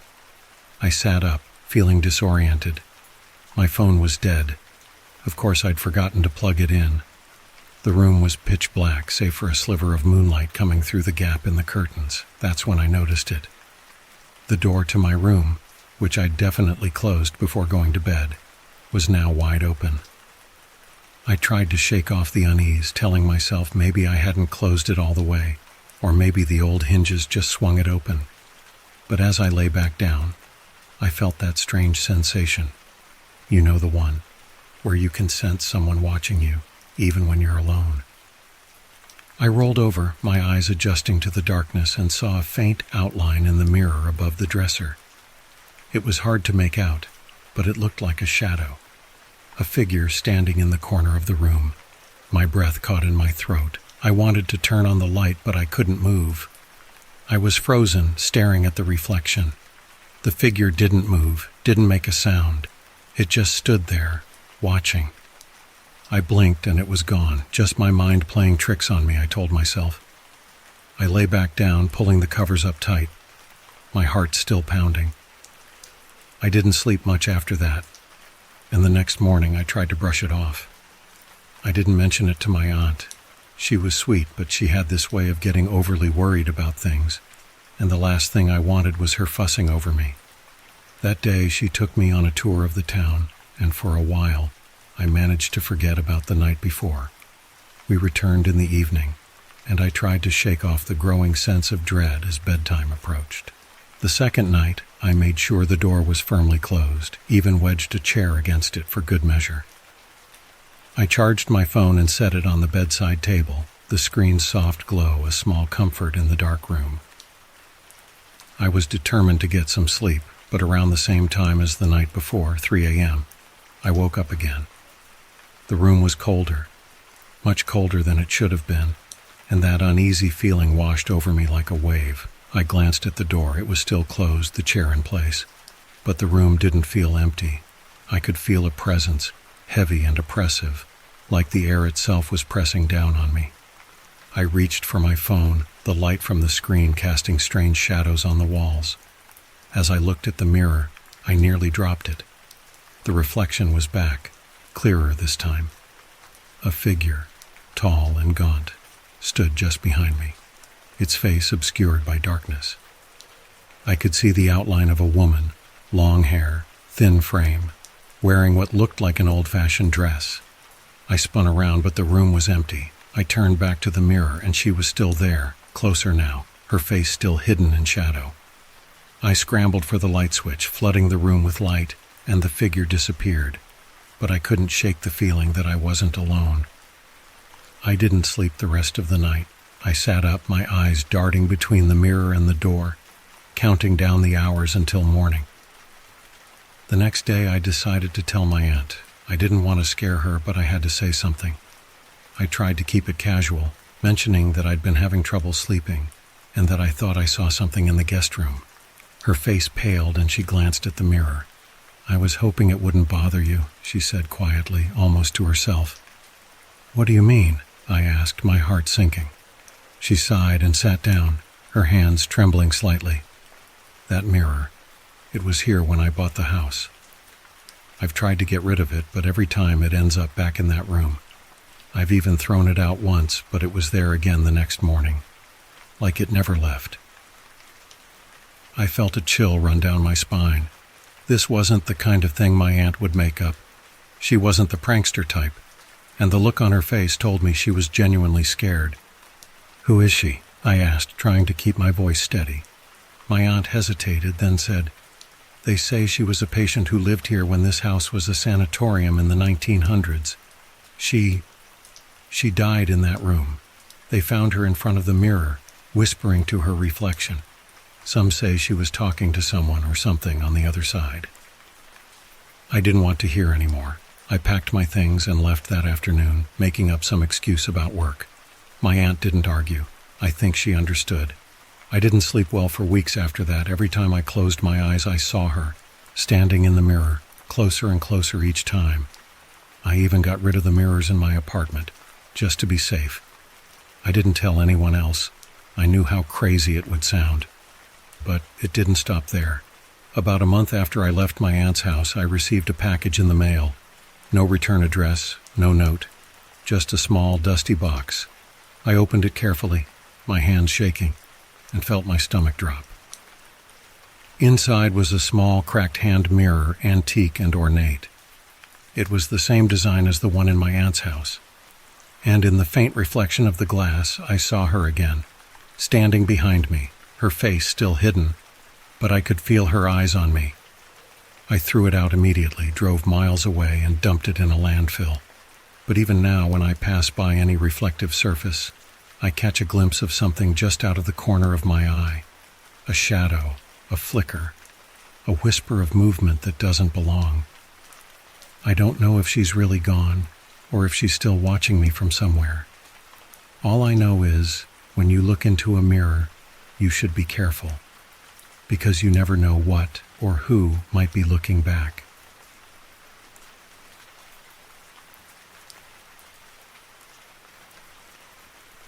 I'd always been an outdoor enthusiast, hiking, camping, getting lost in the wilderness.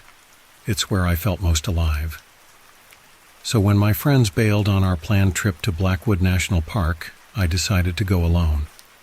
It wasn't my first solo trip, and I figured a few days in the forest would be a perfect way to clear my head. Blackwood had a reputation for being one of the more remote and rugged national parks. It was less developed, less trafficked, a place where you could truly disconnect. I packed enough supplies for 3 days, including my tent, food, a map, and my trusty compass.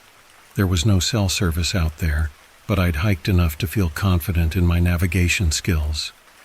The first day was exactly what I needed. The weather was perfect, and the trails were quiet. I set up camp near a crystal-clear stream and spent the evening by the fire, listening to the sounds of the forest.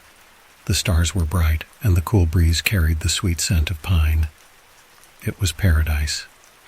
That night I woke up around 2 a.m. to a faint, rhythmic tapping sound.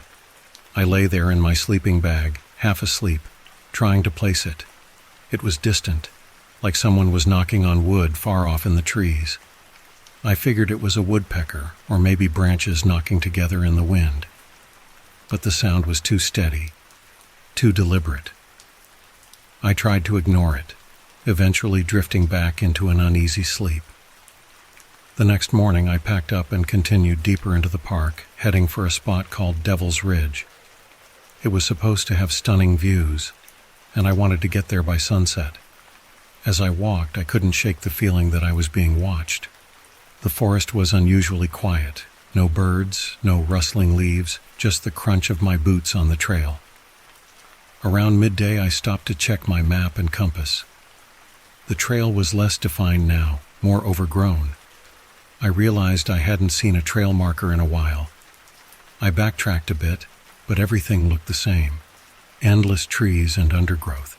My compass needle spun erratically, refusing to settle. I tried to orient myself using the sun, but the thick canopy made it hard to get a clear sense of direction. That's when I heard it again, the tapping, louder this time, closer. I turned, scanning the trees, but saw nothing. It was like the sound was coming from everywhere and nowhere all at once. I called out, half expecting to see another hiker emerge from the woods.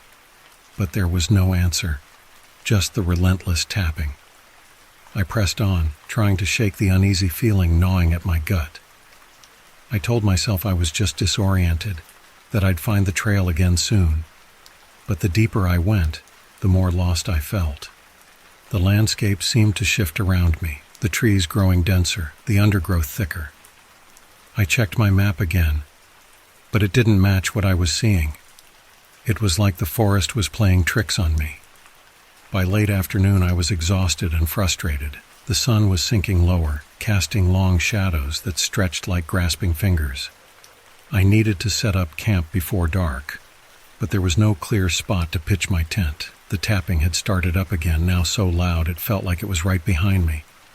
I spun around, heart pounding, but I was alone. I yelled, "Who's there?" But the only response was the relentless echoing tap, tap, tap. Desperation set in.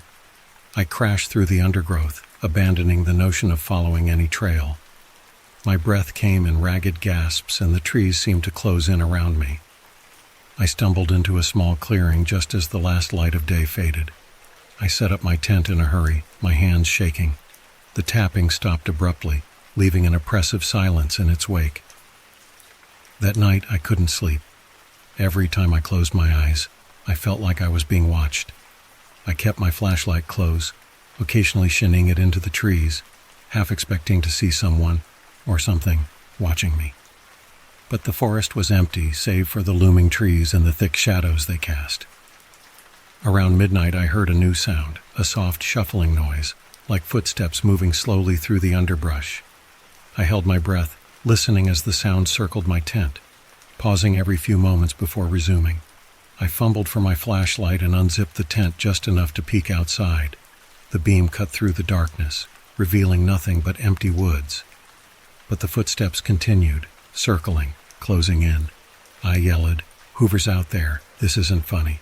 But as soon as the words left my mouth, the footsteps stopped. The silence was suffocating. I stayed awake the rest of the night, clutching my flashlight like a lifeline. At first light, I packed up and started walking, desperate to find my way out. I was beyond lost now, my map useless, my compass still spinning wildly. I kept moving, driven by a growing sense of panic. The tapping started again, louder than ever, reverberating through the trees like a drumbeat. Then I saw it, a figure standing between the trees up ahead, just barely visible in the dim morning light.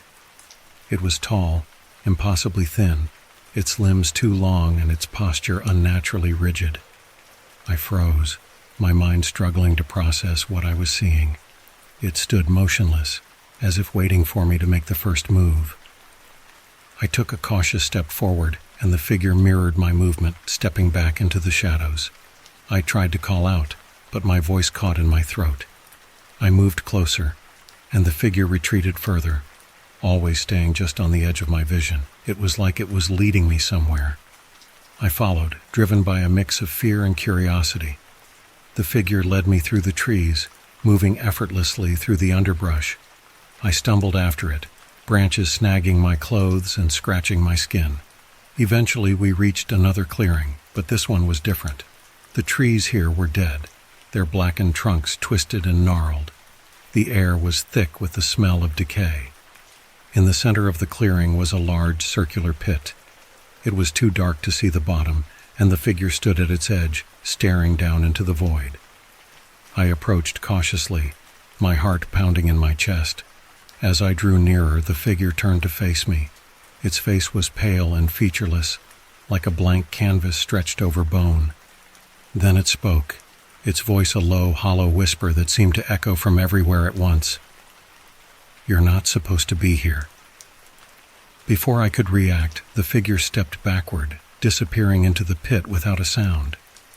I ran to the edge, but there was nothing, just darkness that seemed to swallow the light. I stumbled back, my mind racing. I didn't know what to do, where to go. I was lost in every sense of the word. With no other choice, I turned and ran, pushing through the forest blindly.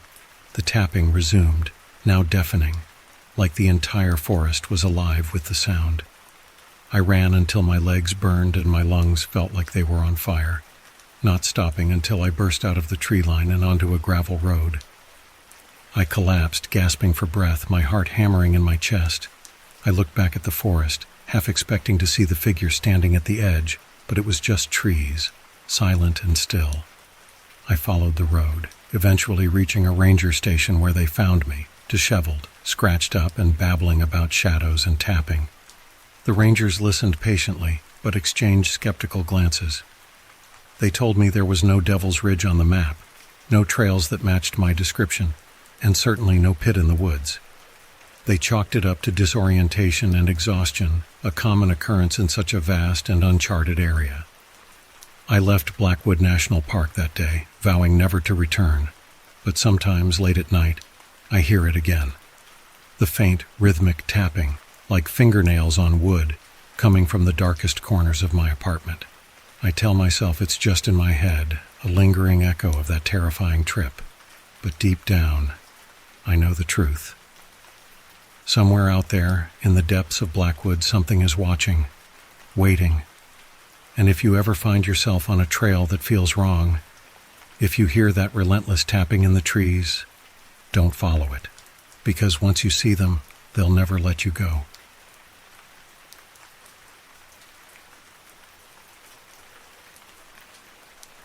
Moving into my new apartment was supposed to be a fresh start. I had just gone through a messy breakup, and I wanted nothing more than to be alone, away from everything that reminded me of my old life. The apartment was a bit of a fixer-upper, but it had character, high ceilings, large windows, and plenty of space. It was on the top floor of an old building that had been converted from a hotel in the early 1900s. When I first moved in, everything seemed normal. I spent the first few days unpacking and settling in, getting used to the creaks and groans of the old building. There was one room, though, that gave me an uneasy feeling. A small, windowless room at the back of the apartment that the landlord had described as a storage space. It was an odd shape, with walls that didn't seem quite parallel, and the ceiling was lower than in the rest of the apartment. The strangest part was the mirrors. Every wall in the room was covered with them, floor to ceiling, each one slightly warped and stained with age.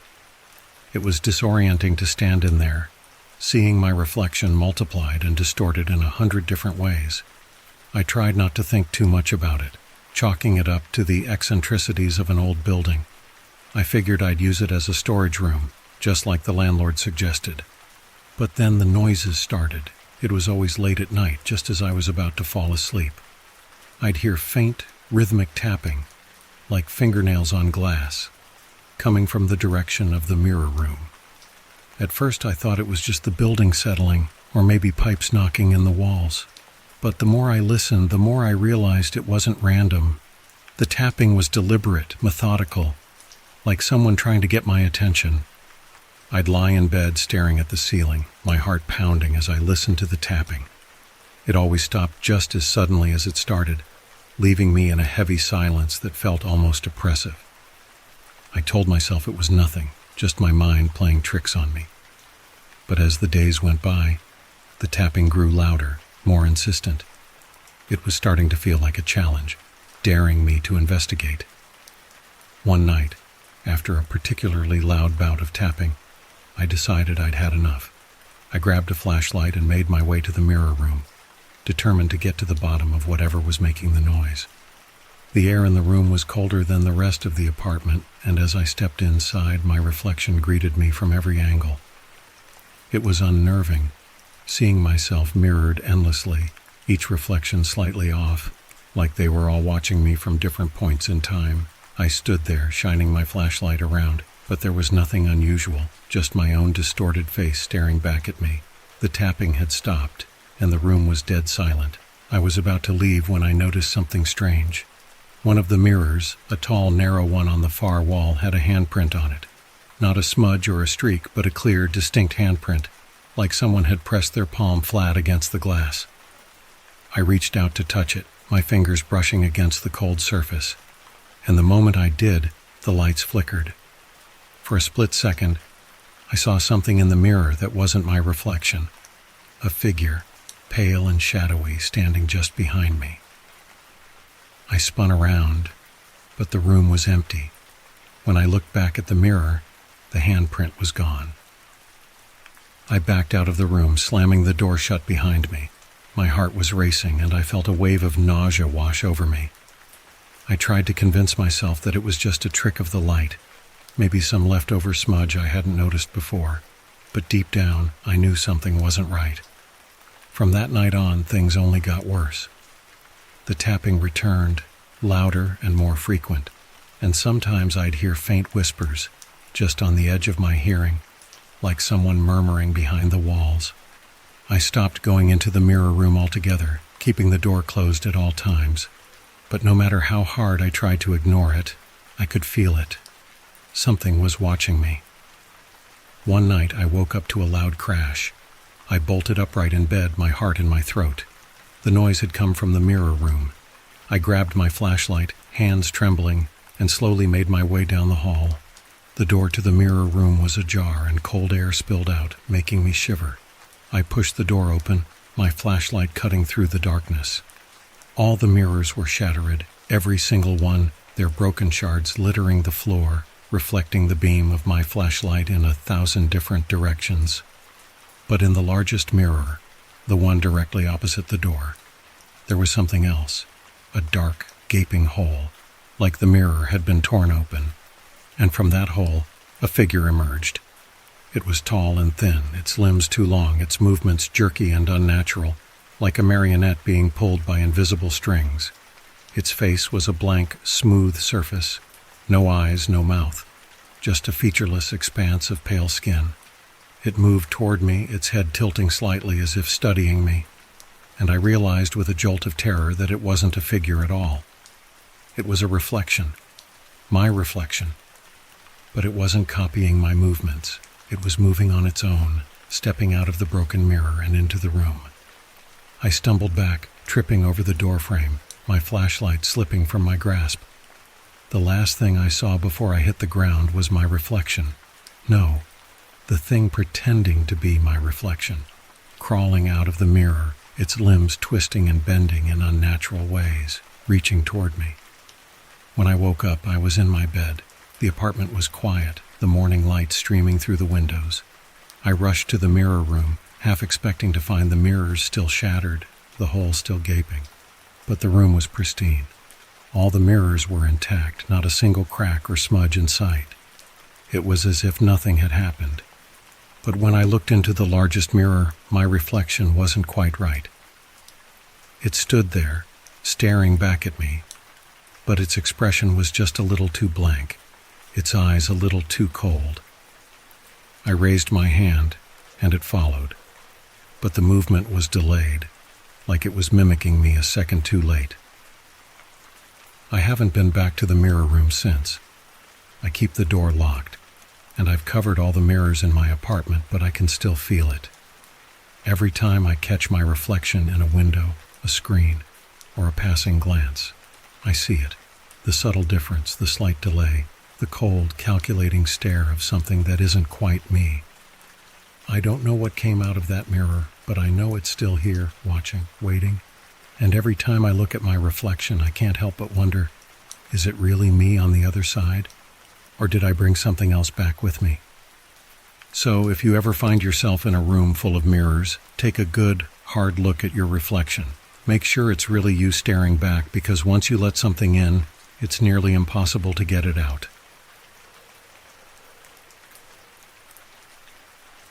I used to work as a late-night radio DJ for a small-town station, the kind of place that still played classic rock and country hits. It wasn't exactly glamorous, but I liked the solitude of the job. Just me, the mic, and the quiet hum of the equipment. I'd spin some records, take a few calls, and occasionally read the local news off a script. It was an easy gig, one that paid the bills and kept me company through the lonely hours of the night. That all changed one night in early December, during one of the worst snowstorms the town had seen in years. The roads were a mess, and most folks were hunkered down at home. The usual chatter on the phone lines had died down, and the station was practically deserted. My only company was the flickering fluorescent lights and the faint buzz of the static in my headphones. I was halfway through the second hour of my shift when the phone rang. I didn't think much of it. Calls were rare during the graveyard slot, but not unheard of. I picked up the receiver and gave my usual greeting. "You're listening to 98.7 FM The Wave. This is Jake. Who am I speaking with?" There was a pause on the other end, followed by a low, raspy breath. I repeated my greeting, thinking it was a prank call or someone too shy to speak. Just as I was about to hang up, a voice crackled through the line, distorted and faint, like it was coming from far away. "They're coming for you, Jake." I froze, the hairs on the back of my neck standing up. The voice was strange, not quite right, like it had been run through a garbled filter, making it impossible to tell if it was a man or a woman. I laughed it off, trying to keep my tone light. "Well, that's creepy. Care to elaborate?" I asked, hoping to keep the caller talking, maybe coax out a more coherent conversation.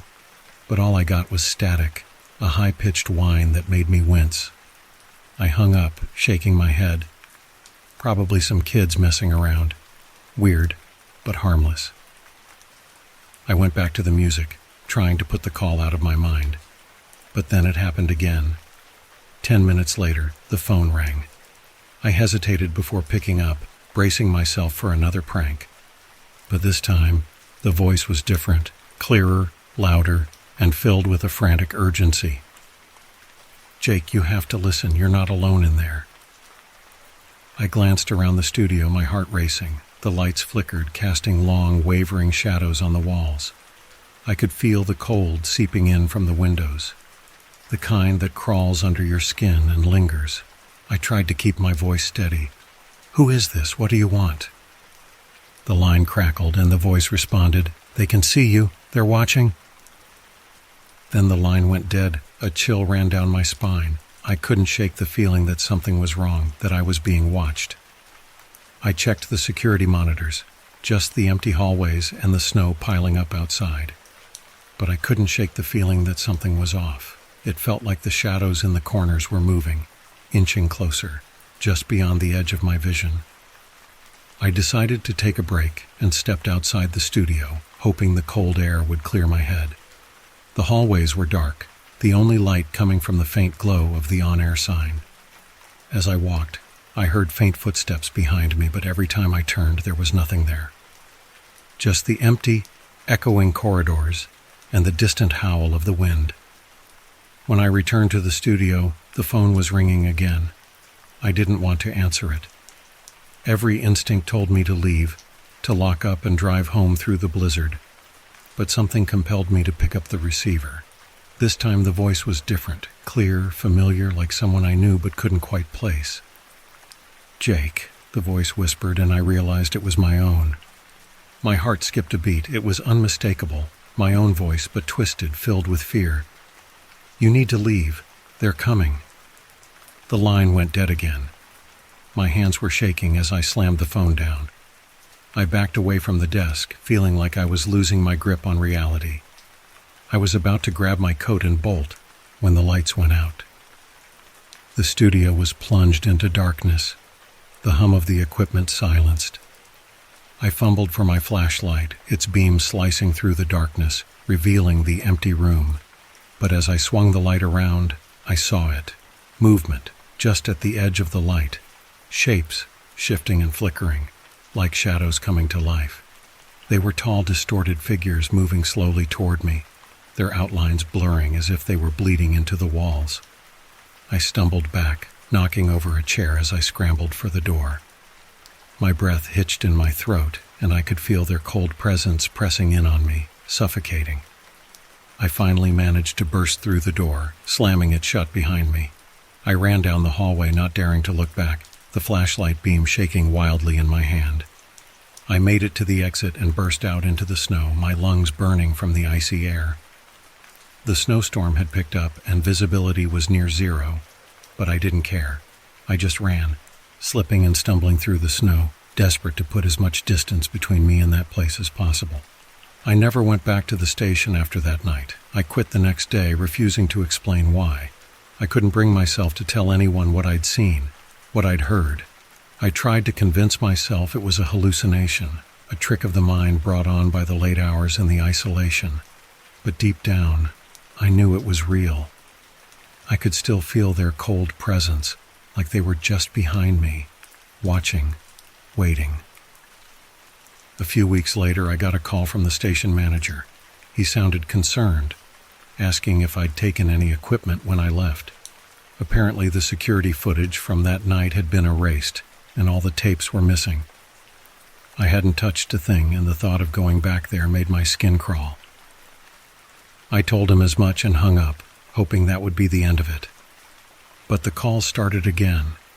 At first, they were just static, faint, and distant, like a radio station struggling to find a signal. Then, the voices returned. They were always different, sometimes pleading, sometimes angry, but always with the same message. "They're coming for you, Jake." I've changed my number twice now, but the calls keep finding me, and at night when I'm alone, I swear I can still hear them. The faint whisper of static, the low hum of the equipment, and the soft, steady footsteps that follow me wherever I go. So if you're ever tuning in to the late-night broadcast and you hear a voice that sounds familiar, don't listen too closely. Some signals were never meant to be found, and some voices, once heard, will never leave you.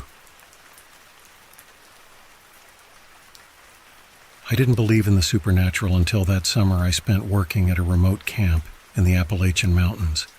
I had taken the job as a camp counselor, excited to spend the summer outdoors with kids, hiking and swimming. The camp was nestled deep in the woods, far from civilization, with the nearest town over an hour's drive away. The first few weeks were filled with laughter and adventure. We hiked the trails, told ghost stories around the campfire, and swam in the cool mountain lake. But as the summer progressed, strange things began to happen. It started with little things, objects going missing or being rearranged. At first we shrugged it off as kids playing pranks or misplacing their belongings. But then, one night during a thunderstorm, we heard something outside the cabin. It sounded like soft footsteps, followed by a low whispering. The kids were scared, and I did my best to reassure them, but I couldn't shake the feeling that something was out there. One evening, after a long day of activities, I decided to take a solo hike along one of the less-traveled trails. I wanted to clear my head and enjoy the beauty of the mountains. As I walked deeper into the woods, I noticed an eerie stillness around me. The usual sounds of chirping birds and rustling leaves had vanished. It felt as though the forest itself was holding its breath. I pressed on, trying to brush off the unease creeping up my spine. After about an hour, I stumbled upon a clearing. In the center stood an old, weathered tree with strange carvings etched into its bark, symbols that looked ancient and unfamiliar. I felt a chill run down my spine as I examined the carvings. Suddenly I heard it, a soft rustle behind me. I turned, and for a fleeting moment, I saw a figure standing among the trees. It was tall and cloaked in shadows with no discernible features. My heart raced. I blinked, and it was gone. I shook my head, convincing myself it was just my imagination. I hurried back to the camp, but the feeling of being watched lingered. That night I was restless. I kept hearing whispers outside my cabin, and the feeling of dread wrapped around me like a thick fog. I decided to confide in my fellow counselors, hoping they could ease my fears. To my surprise, they all had similar stories. Everyone had seen the figure in the woods at one point or another during their time at the camp. Some claimed it was the spirit of an old camper who had gone missing years ago. Others said it was a warning, a guardian of the forest meant to keep outsiders away from its secrets. The tales grew more elaborate as the days went by, and soon the campers began to talk about the Watcher. I tried to maintain a brave face for the kids, but deep down, I was terrified. The more we talked about it, the more the whispers seemed to grow louder at night. One night, determined to confront my fears, I decided to sit outside near the campfire after the kids had gone to bed. The air was thick with tension, and the shadows danced around me. As I stared into the flames, I heard the whispers again, clearer this time. "Leave. Now." My heart pounded as I scanned the darkness beyond the firelight. I thought I saw movement just outside the glow, but when I looked closer, nothing was there. Taking a deep breath, I called out, "Who's there? Show yourself." Silence enveloped me, and for a moment, I felt foolish. But then, from the corner of my eye, I caught a glimpse of movement. A tall figure standing at the edge of the tree line, watching me. I felt a jolt of fear shoot through me. It was the same figure I had seen before, and this time, it seemed to be beckoning me closer. "What do you want?" I shouted, my voice trembling. The figure remained still, its presence suffocating, as if the forest itself was urging me to leave. In that moment, I turned and ran. I didn't stop until I reached the safety of the main cabin, heart racing. I spent the rest of the night huddled with the other counselors, recounting my experience, and we decided to leave the camp early. The next day we packed up our things and left without telling the campers. As we drove away, I glanced back at the camp one last time. The old lighthouse stood tall against the backdrop of the mountains, but I knew I would never return. To this day, I can't explain what I saw or felt that summer. Some say it was just a figment of our imaginations, a collective fear manifested in the dark. Others believe the forest holds secrets best left undisturbed, and the Watcher is a guardian meant to protect those who respect its boundaries. All I know is that the mountains are beautiful, but they can also be hiding something far more sinister, and sometimes it's best not to venture too deep into the woods.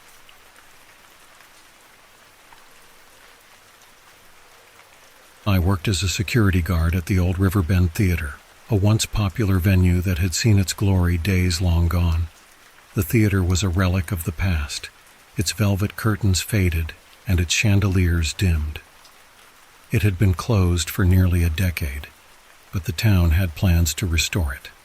Until then, it was my job to keep it safe during the night.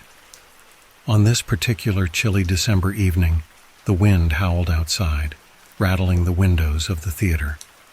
I arrived for my shift just as the last rays of sunlight disappeared behind the horizon. The moment I stepped inside, a shiver ran down my spine. The air felt thick and heavy, almost as if the building itself was holding its breath. After settling into the security office, I began my rounds. The lobby was empty, and the only sound was the ticking of the old clock on the wall. As I walked through the dimly lit hallways, I couldn't shake the feeling that I was being watched.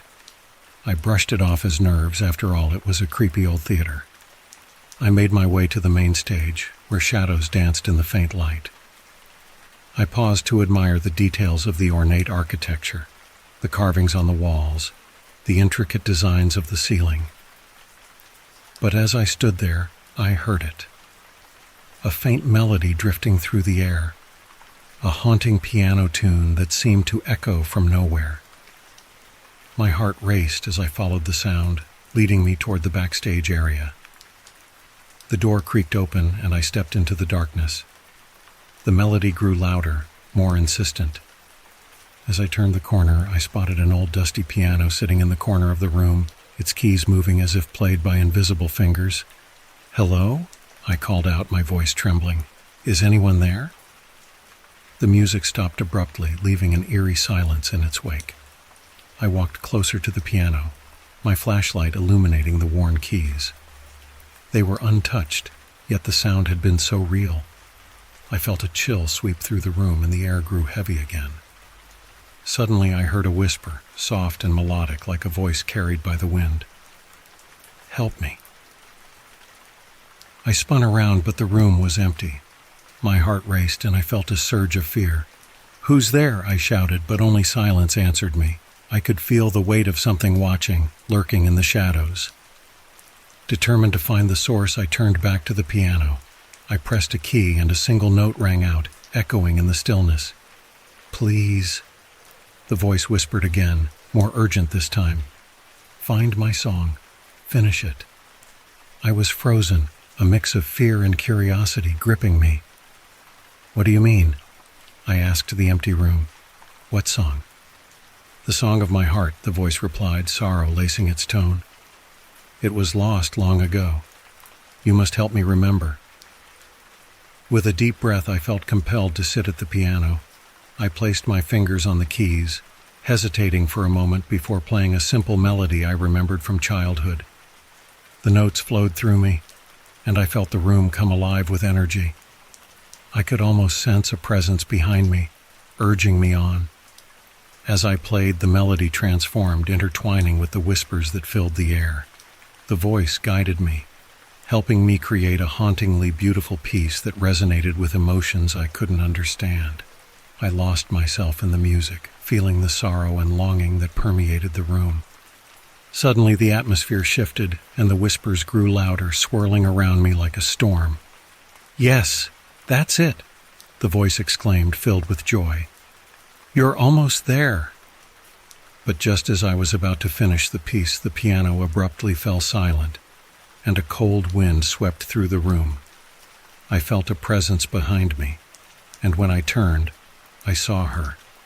A woman in a flowing white dress, her face pale but radiant, her eyes filled with gratitude and longing. "Thank you," she said, her voice gentle yet powerful. "You've given me my voice back." I blinked in disbelief, my heart pounding. "Who are you?" "I was the lead performer here many years ago," she explained, her form shimmering in the dim light. "My life was cut short before my last performance. I was trapped in this theater, waiting for someone to help me finish my song." I could feel the weight of her sadness, the longing that had held her captive. "I'm so sorry," I said, my voice barely above a whisper. "I didn't know." "Now you do," she replied, her smile softening the sorrow in her eyes. "You freed me, Jake. Thank you for listening." As she spoke, I felt a warmth envelop me, a sense of peace radiating from her presence. The air grew lighter, the shadows receding as if the theater itself was breathing a sigh of relief. "I'll never forget you," I promised, my voice shaking. "Your song will live on." With a final, grateful smile, she began to fade, her form dissolving into the light. "Remember the music," she whispered, as her presence vanished, leaving behind a gentle echo of the melody we had created together. The theater was silent once more, but it felt different, lighter, more alive. I sat there for a moment, the weight of what had just happened settling in. I had connected with a spirit, a lost soul yearning for her art to be recognized, and I had helped her find peace. As I left the theater that night, I felt a sense of fulfillment I had never known before. I promised myself that I would share her story, her music, and ensure that her memory lived on, echoing through the walls of the Riverbend Theater for generations to come.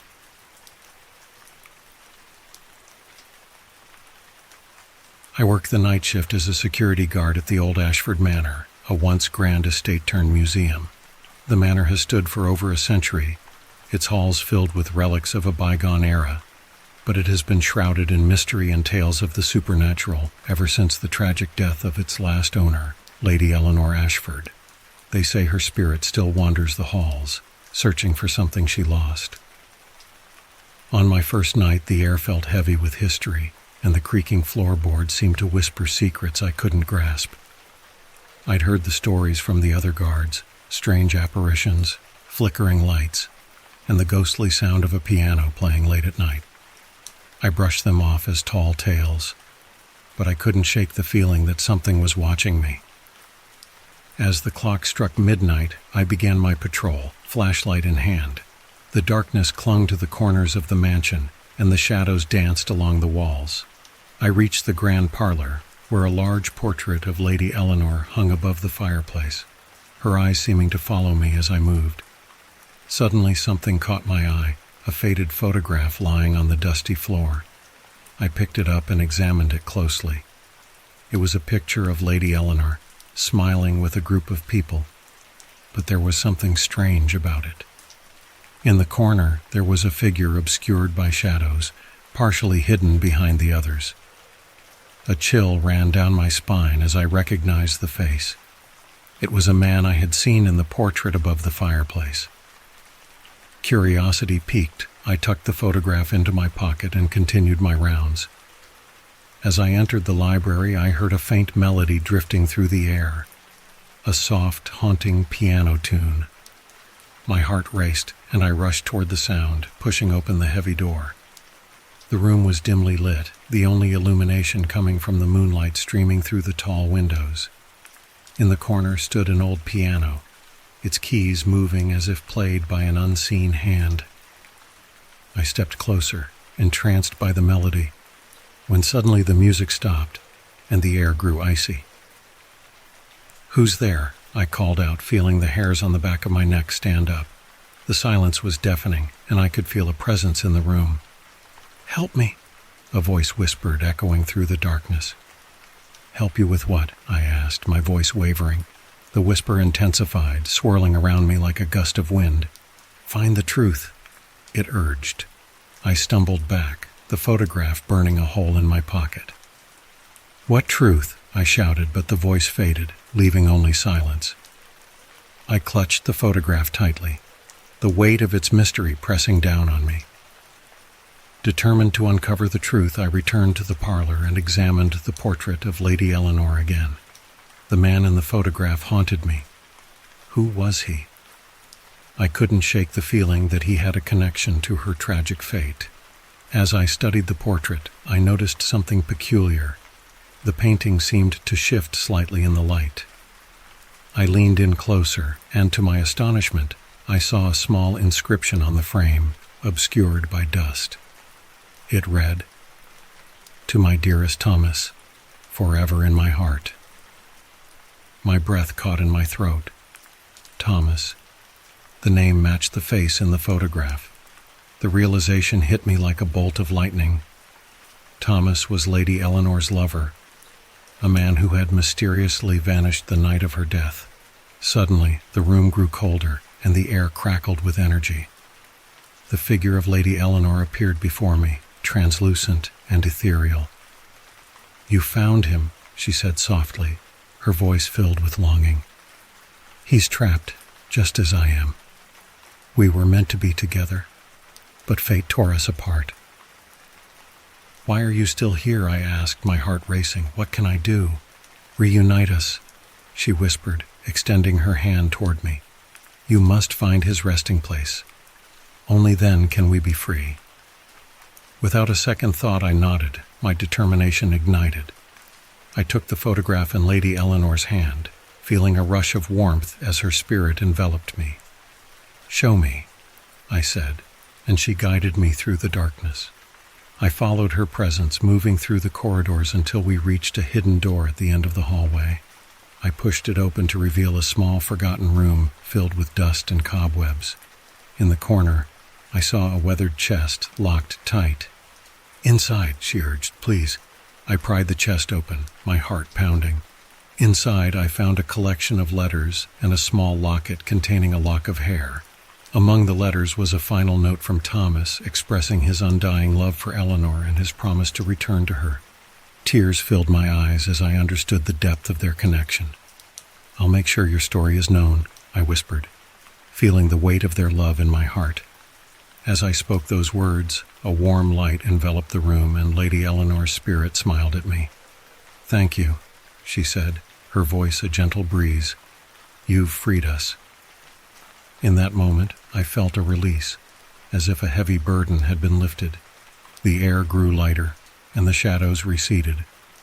I watched as Lady Eleanor and Thomas embraced, their forms fading into a soft glow, finally united after decades of separation. As dawn broke over Ashford Manor, I stepped outside, the world feeling different somehow, lighter, more alive. I held the faded photograph in my hands, knowing that I would share their story with anyone who would listen.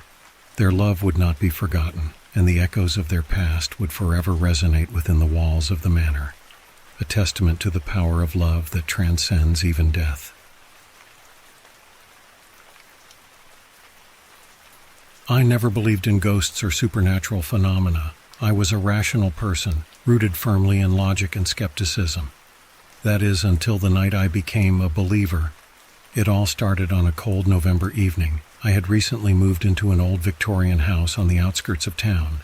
It was a charming place, but the previous owner had left under mysterious circumstances, something I didn't think much of until later. The first few nights were uneventful. I was busy unpacking and settling in. But then, strange things started happening. It began with the occasional creak of the floorboards, which I attributed to the house settling. Then came the sounds, a low, persistent tapping from somewhere within the walls. One night, as I lay in bed trying to ignore the noises, I noticed something odd. The tapping seemed to follow a pattern, almost like Morse code. My curiosity got the better of me. I pulled out my phone and began recording the sounds. The next day, I listened to the recording. It was just static and noise, except for one thing. At the end of the tape, just before it cut off, there was a voice, barely audible, whispering, "Help me." I brushed it off as a trick of the audio equipment and decided to investigate. I spent the day searching the house, but found nothing out of the ordinary. No hidden rooms, no clues, just a lot of dust and cobwebs. A week later, the tapping grew louder and more insistent. It was as if someone, or something, was trying to get out. I decided to call a local handyman to inspect the walls for any structural issues. He found nothing but assured me it was just the old house making noises. That night, the tapping was louder than ever. It was relentless, echoing through the house. I tried to sleep, but the sound was too disturbing. Around midnight, I decided to investigate further. I followed the noise to the basement, which I hadn't yet fully explored. The basement was cold and damp, with old furniture covered in sheets and dusty boxes stacked haphazardly. The tapping was now a rhythmic pounding. I shone my flashlight around, but there was nothing unusual, just the usual clutter. Then I saw it. In the far corner of the basement, behind an old wardrobe, was a small door I hadn't noticed before. The door was partially open, and the tapping seemed to be coming from within. With trembling hands, I pushed the door open. It creaked loudly, revealing a narrow, pitch-black space beyond. I stepped inside, my flashlight beam cutting through the darkness. The walls were lined with old newspapers and scraps of fabric, but there was something else, a wooden chest bound in iron bands with an old rusted lock. The tapping stopped abruptly as I approached the chest. I felt a chill run down my spine. I hesitated, then reached out to open it. The lock was surprisingly easy to break, and as I lifted the lid, I was met with a sight that made my blood run cold. Inside the chest were various old photographs and documents, but the most disturbing item was a handwritten journal. The entries were dated from over 100 years ago and described the life of a woman named Eliza, who had lived in the house. The final entries detailed her growing fear of an unseen presence, a feeling of being watched and tormented by something she could never see. The last entry was particularly chilling. It read, "They are coming for me. I can hear their voices. I have locked myself in this chest to hide from them, but I fear it is too late." As I read the last entry, I felt a cold breath on my neck. I spun around, but the basement was empty. My flashlight flickered and then went out. Panic set in. I scrambled back to the main part of the basement, but the door I had come through was now shut tight. The pounding resumed, louder and more frantic. I could feel the presence closing in on me. I was trapped, with no way out. I pounded on the door, shouting for help, but there was no response. The pounding seemed to be coming from inside the walls, getting closer and closer. Finally, after what felt like an eternity, the door creaked open. I stumbled out into the basement, gasping for breath. The tapping had stopped. I grabbed the journal and fled upstairs, slamming the basement door behind me. The next day I called a professional to investigate the basement. They found nothing unusual and assured me the house was structurally sound. But I knew what I had experienced was real. The chest, the journal, and the tapping were all too real. I decided to leave the house. I couldn't stay there any longer. As I packed my belongings, I couldn't shake the feeling that something was watching me. The last thing I saw before leaving was my reflection in the hallway mirror. For a brief moment, the reflection wasn't my own. It was Eliza's, her terrified eyes staring back at me, as if pleading for help. I left the house and never returned. The new owner, a friend of mine, eventually reported similar experiences, but I never told them about my own encounters. Sometimes when I'm alone at night, I hear a faint, rhythmic tapping in the walls, a chilling reminder of the unseen visitor that might still be waiting, hiding in the darkness, for someone else to discover the truth. Remember, not all stories end when you think they do. Sometimes the horror lingers long after the last page is turned.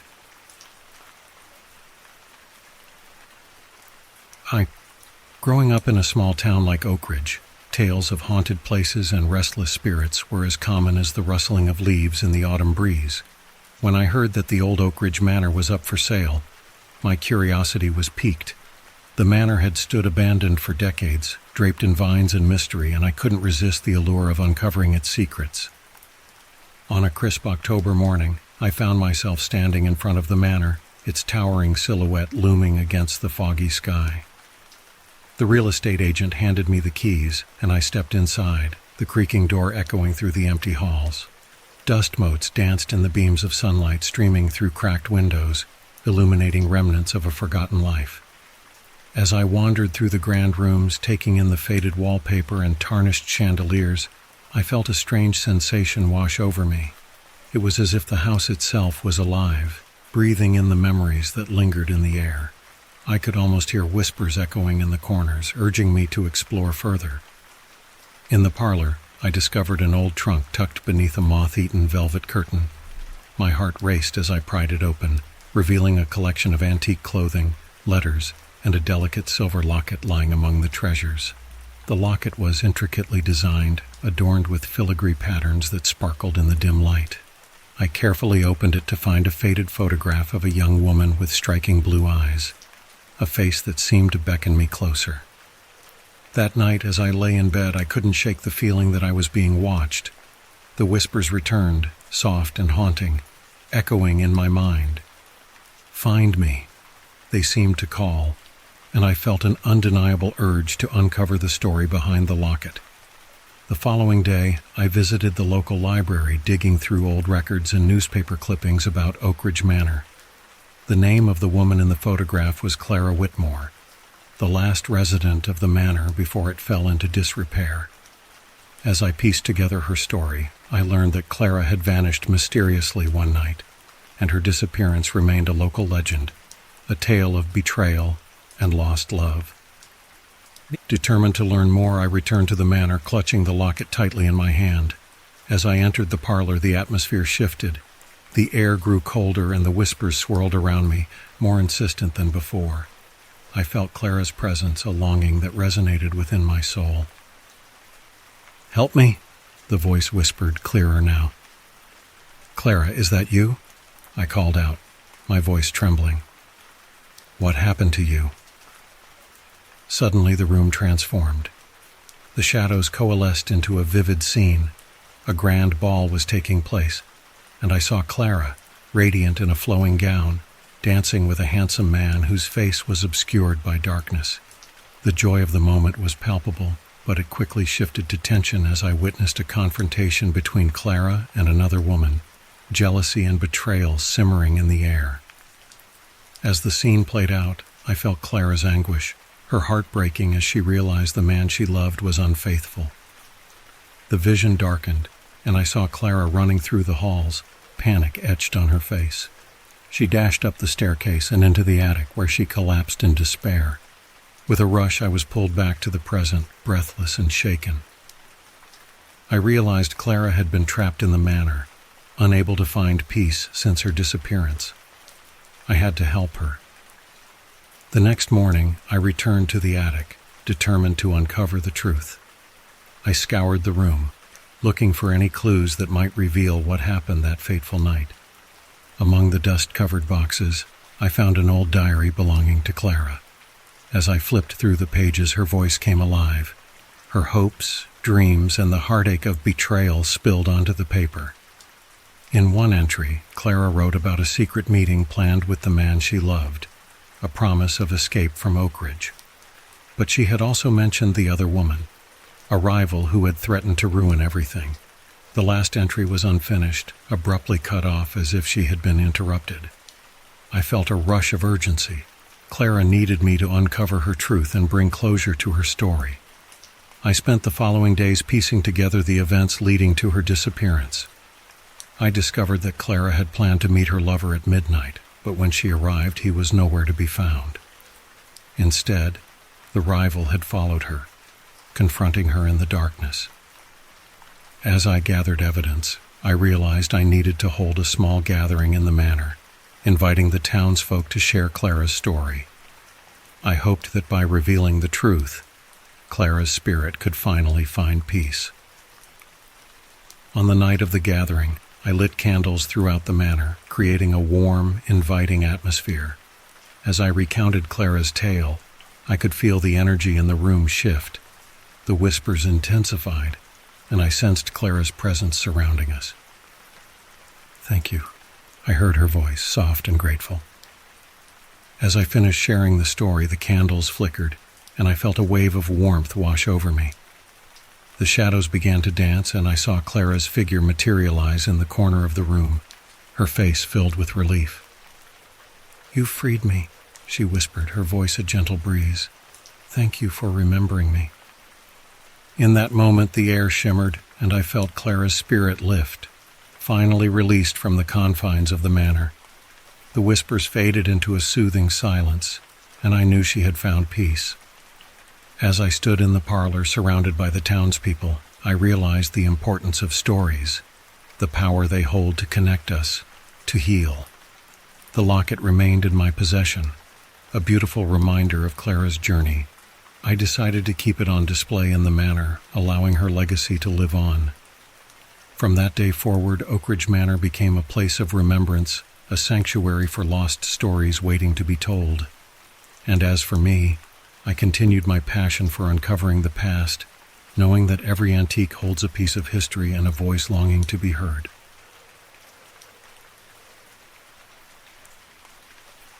As a handyman in a small, sleepy town, I'm often called upon to repair the homes of locals who have lived there for generations.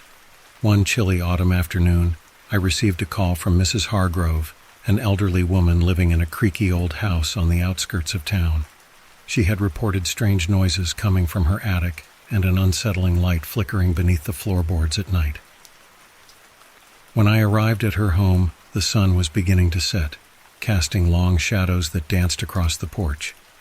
Mrs. Hargrove greeted me with a nervous smile, her frail hands wringing a knitted shawl. "Thank you for coming, Jack. I fear I may be going a bit mad, but I swear I've seen a light in the attic and heard what sounds like whispers." I nodded, trying to reassure her. "I'll take a look. Don't worry. I've seen a lot of strange things, and I'm sure there's a logical explanation." She led me through the dimly lit house, where the air felt heavy with memories. As we climbed the narrow staircase to the attic, the creaking wood underfoot seemed to echo our every step. The attic door groaned as I pushed it open, revealing a cramped space filled with dusty boxes, old furniture, and cobwebs that hung like ghostly veils. I switched on my flashlight, scanning the room. The light flickered momentarily, and I felt a chill sweep through the air. "So, where exactly did you see the light?" I asked, trying to shake off my unease. "Over there, in that corner," she replied, pointing to a stack of boxes. I approached, and as I did, I could hear a faint hum, like a lullaby carried on the wind. The air grew thick with anticipation, and I felt an inexplicable pull toward the boxes. As I moved them aside, I discovered a trapdoor nestled in the floor. The edges were worn, as if it had been opened many times before. My curiosity piqued, I knelt down and grasped the handle, hesitating for a moment. "Mrs. Hargrove, have you ever opened this?" She shook her head, her eyes wide with fear. "No, I've always been too afraid. My husband used to say it was a passage to another world." I swallowed hard, feeling the weight of her words. "Well, let's see what's down there." I turned the handle and pulled the door open, revealing a staircase spiraling into darkness. The hum grew louder, resonating within the walls, and I felt an overwhelming urge to descend. With Mrs. Hargrove behind me, I took a deep breath and began my descent. The air grew colder with each step, and the walls felt damp and unwelcoming. The light that had been flickering above us now glowed faintly from below, beckoning us closer. As we reached the bottom, I found myself in a small, dimly lit chamber. The walls were lined with strange symbols and drawings, and in the center stood an old lantern, its light flickering mysteriously.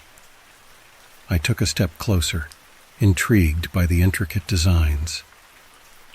"Jack, I don't like this," Mrs. Hargrove whispered, her voice trembling. "We should go back." Just then, the whispers returned, swirling around us like a tempest. "Stay, stay." They beckoned, a chorus of voices filled with longing. I turned to Mrs. Hargrove, but she was pale, her eyes wide with fear. "I can't leave you here," I said, my heart racing. I felt the tug of the lantern's light as if it was calling to me. I reached out to touch it, but before I could, the room began to shake.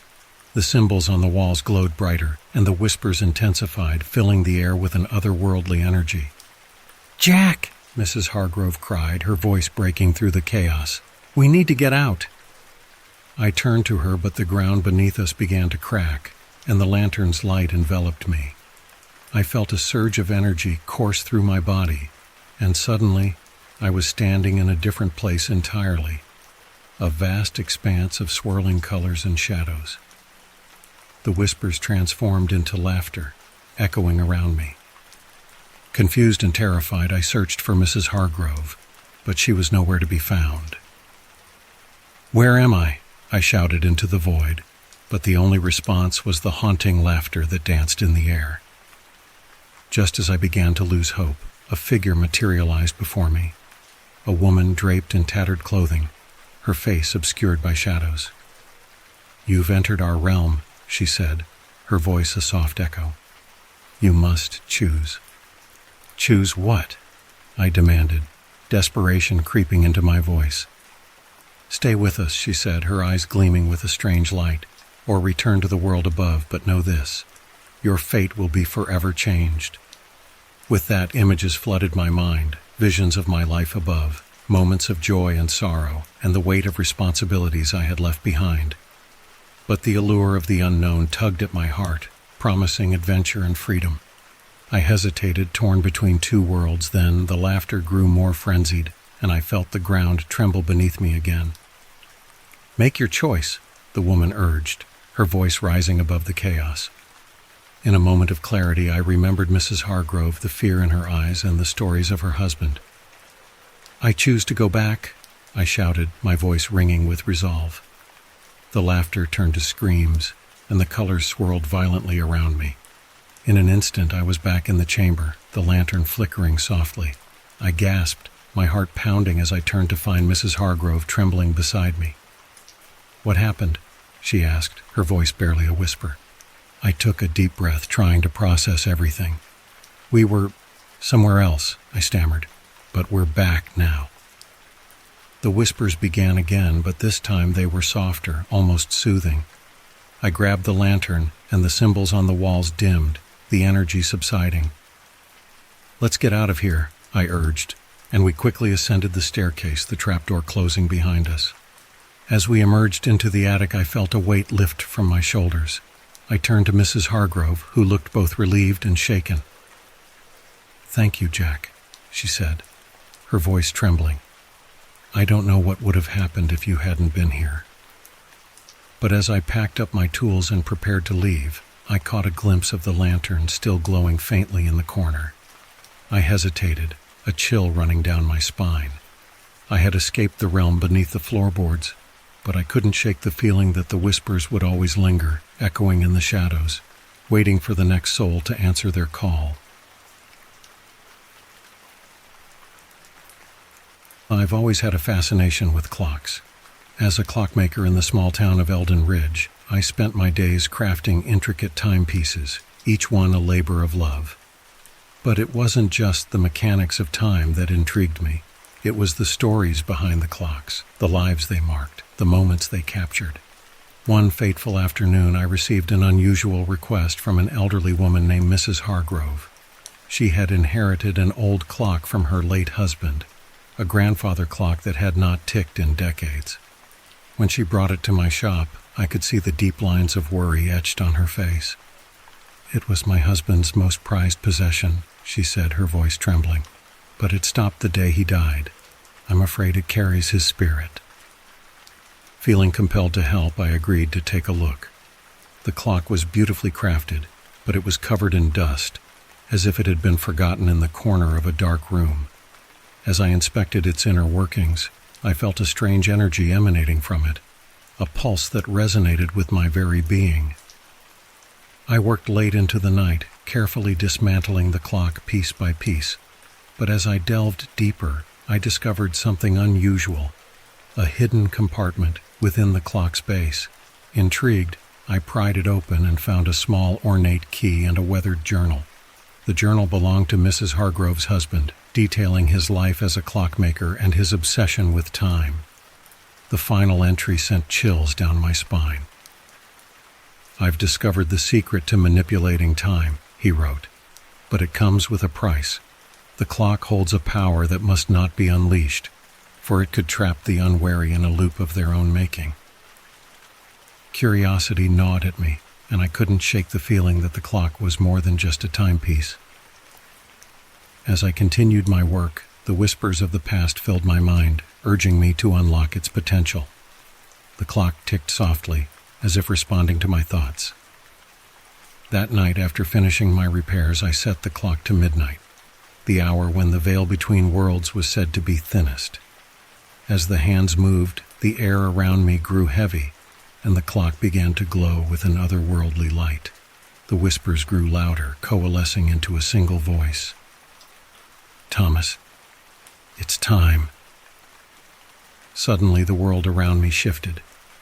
I found myself standing in a dimly lit room filled with clocks of all shapes and sizes, their hands spinning wildly. A figure emerged from the shadows, Mrs. Hargrove's husband, his face a blend of sadness and longing. "Help me," he pleaded, reaching out toward me. "The clock binds me here. You must set me free." I felt a rush of fear as I realized I had crossed a threshold into another realm. The clocks ticked and talked in a chaotic symphony, each one a fragment of time trapped in the ether. "What do I need to do?" I shouted over the cacophony. "The key," he urged, his voice strained. "Unlock the heart of the clock and release the memories." I fumbled in my pocket for the ornate key I had found. My heart raced as I approached the grandfather clock, its face gleaming in the dim light. I inserted the key into a hidden lock on the clock's side, and as I turned it, a wave of energy surged through me. The clocks around me began to slow, and the room was filled with a blinding light. I could feel the weight of countless memories rushing forth, swirling around me like a tempest. Images flashed before my eyes. Moments from Mrs. Hargrove's life, her husband's laughter, their shared joys and sorrows. But then darkness seeped in, and I saw the moment when tragedy struck, a car accident that stole away his life, leaving Mrs. Hargrove alone. The pain echoed through the room, and I felt the grief enveloping me, threatening to pull me under. "Remember the love," he shouted, his voice breaking through the despair. "It's the key to my freedom." With newfound determination, I focused on the memories of their love. I envisioned the laughter, the warmth of their shared moments, and the joy that had once filled their home. The light around me grew brighter, and the clocks began to align, their hands moving in harmony. "Let go of the pain," I cried. "Embrace the love." In an explosion of light, the room transformed, and I felt the presence of Mrs. Hargrove's husband lifting, breaking free from the confines of time. The clocks began to fade, their ticking replaced by a gentle silence. As the light dimmed, I found myself back in my workshop, the grandfather clock standing before me, now silent but radiant. I looked around, disoriented, and saw the sun rising through the window, casting a golden hue across the room. The whispers had faded, but I felt a sense of peace wash over me. I had released him. The clock's hands moved steadily, ticking in perfect time once more. The next day I returned the clock to Mrs. Hargrove, who greeted me with tears in her eyes. "You've done it. It's alive," she exclaimed, her joy palpable. I smiled, knowing that the clock now held not just the memories of the past, but also the love that transcended time. As I left her home, I glanced back at the clock, now a symbol of hope. I realized that time is not just measured in hours and minutes, but in the moments we cherish and the love we share. The clockmaker's secret was not about manipulating time, but about embracing the connections that bind us across the ages. From that day on, I continued my work, but I carried the lessons of Millwood Manor with me. The clocks I crafted became more than mere timepieces. They became vessels of memory and love, each one a tribute to the stories of those who had come before.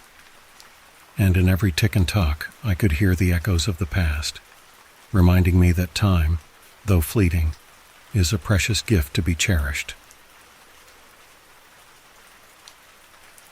I'm a writer, and I often seek inspiration from the peculiar tales that haunt small towns. One chilly October evening, I found myself driving through the quiet streets of Eldridge, a town known for its charming houses and friendly residents. But there was one house that stood out to me, a dilapidated Victorian at the end of Maple Street, shrouded in mystery and overgrown with weeds. The townsfolk whispered about it, calling it the House of Whispers.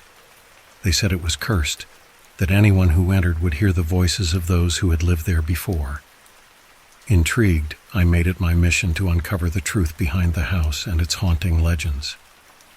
The next day I approached the house, my heart racing with a mix of excitement and trepidation. The once grand structure loomed before me, its windows cracked and its paint peeling. I stepped onto the creaking porch, the air thick with the scent of damp wood and decay. I knocked on the heavy door, but there was no answer. Driven by curiosity, I pushed it open, the hinges groaning in protest. As I stepped inside, I was hit by a wave of cold air. The interior was dark, the only light filtering through the grime-covered windows. Dust danced in the beams of sunlight, and I could feel the weight of the house's history pressing down on me. I pulled out my notebook, eager to document my thoughts and observations. Suddenly, I heard it, a faint whisper like a breeze rustling through leaves. "Help us." I froze, my heart pounding. "Is anyone here?" I called out, but the only response was silence. I shook my head, attributing the voice to my imagination, and continued exploring the house. As I wandered through the dimly lit rooms, I stumbled upon a staircase leading to the attic. The whispers grew louder as I ascended the steps, echoing in my mind. "Help us. Remember us." In the attic, I discovered a trove of forgotten belongings. Old photographs, dusty toys, and a tattered trunk. I rummaged through the trunk, finding letters and journals that belonged to the family who had once lived there. Their stories unfolded before me, tales of love, loss, and heartache that had seeped into the very walls of the house. But as I read, I noticed something strange. The handwriting in the letters shifted, becoming frantic and erratic. The last entry in one of the journals sent chills down my spine. "We cannot escape. The house is alive. It remembers us." A sudden gust of wind swept through the attic, extinguishing my flashlight. Darkness engulfed me, and the whispers morphed into a cacophony of voices. "Help us! Free us!" Panicking, I fumbled for my phone, its screen casting a dim light. I turned to leave, but the attic door slammed shut, trapping me inside. I pressed my back against the wall, heart racing as the whispers grew louder, a swirling vortex of despair. You must remember, you must remember. In the flickering light, I glimpsed shadows dancing along the walls, figures of men, women, and children, their faces twisted in anguish. No, I screamed, but the shadows pressed closer, their whispers filling my ears. Join us, remember. Suddenly, a figure stepped forward, a woman with hollow eyes and a sorrowful expression. You can help us, Sarah. You must uncover the truth. I felt a strange pull, as if the house was drawing me in. What do you want? I pleaded, desperation creeping into my voice. Find the key, she whispered, pointing to a small box that sat in the corner. Unlock our memories. Only then can we be free. With trembling hands, I approached the box, my heart pounding. I opened it to find an old rusted key. The moment I touched it, the whispers intensified, swirling around me like a storm. Hurry, unlock the door. I raced to the attic door, inserting the key into the lock. With a deep breath, I turned it, and the door swung open, revealing a blinding light. I stumbled through, and the world around me shifted. Suddenly, I found myself standing in the living room of the house, but it was alive, filled with laughter and warmth. The family that had once lived there was gathered around the fireplace, their faces beaming with joy. I realized I was witnessing a moment frozen in time, a memory that had been locked away. But the scene changed. The laughter faded, replaced by shouts and chaos. I watched in horror as fire engulfed the room, the family scrambling to escape. The woman with hollow eyes stood before me, her face twisted in fear. Help us. Remember our names. In that moment, I understood the family had perished in the fire, their spirits trapped within the house, unable to move on. I could feel their pain, their longing for recognition. I will remember you, I promised, tears streaming down my cheeks. The scene shifted again, and I found myself back in the attic. The whispers had quieted, replaced by a serene hush. I felt a warmth enveloping me, as if the house was thanking me. You freed us, Sarah. Thank you. I stumbled down the stairs, the weight of their stories heavy on my heart. As I stepped outside into the daylight, I looked back at the house, now basking in a soft glow. The whispers had faded, replaced by a sense of peace. In the days that followed, I dedicated myself to sharing the family's story, uncovering their names and their lives. I wrote a book about the House of Whispers, ensuring that their memories would never be forgotten. And though the house still stood at the end of Maple Street, it no longer felt oppressive. Instead, it became a place of remembrance, a testament to the lives that had once flourished within its walls. I had not only saved their stories, but had also discovered a piece of myself in the process, a connection to the past that would forever shape my writing and my heart.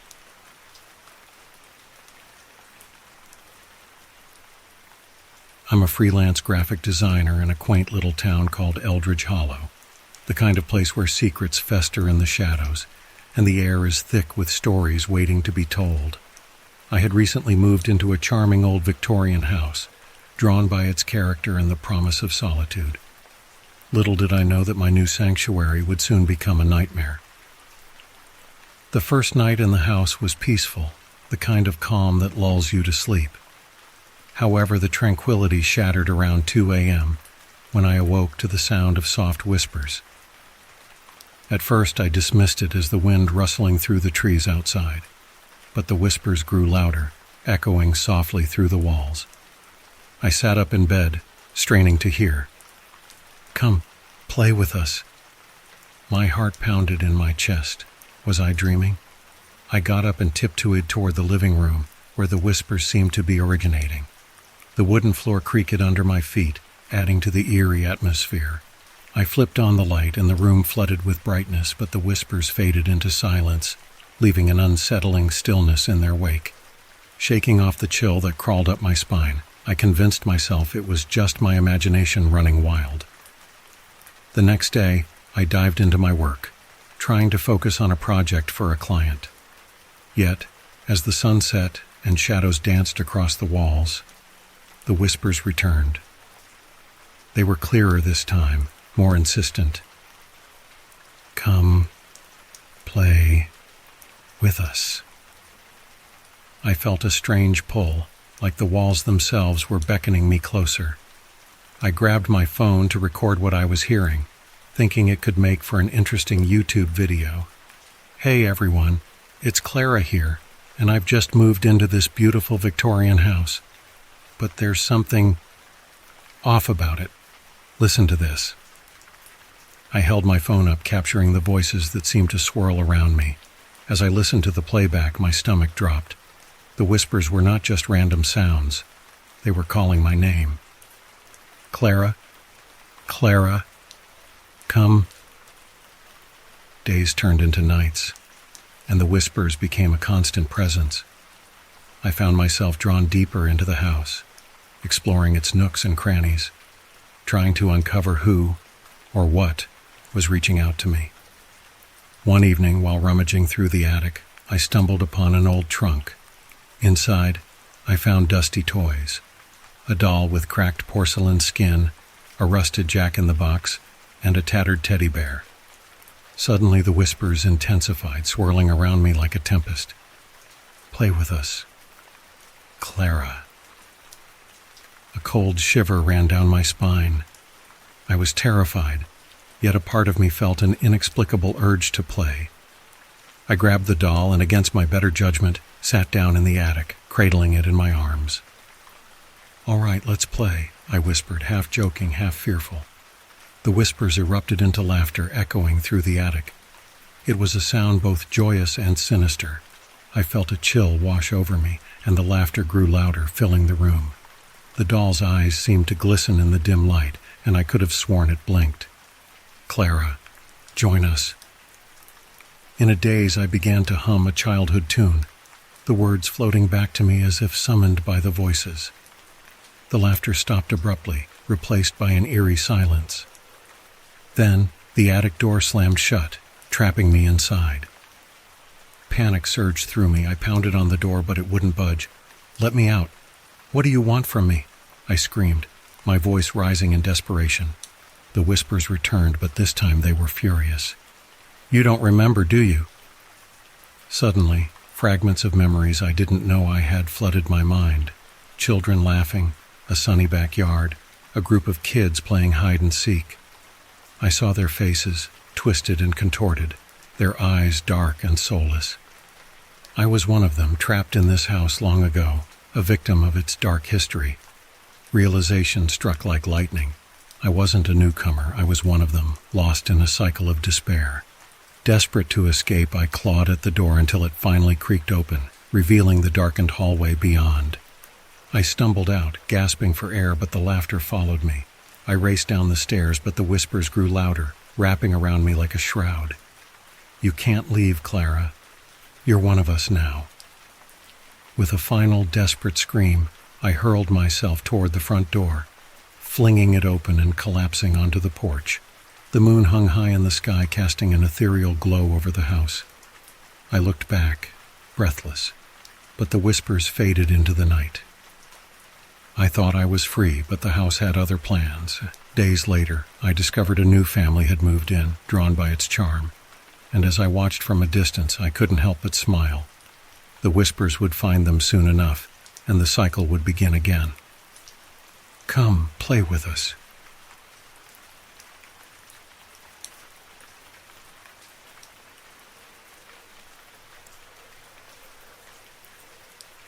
Once, in a quaint little village named Eldridge, nestled between rolling hills and shimmering streams, there lived a clockmaker named Elias.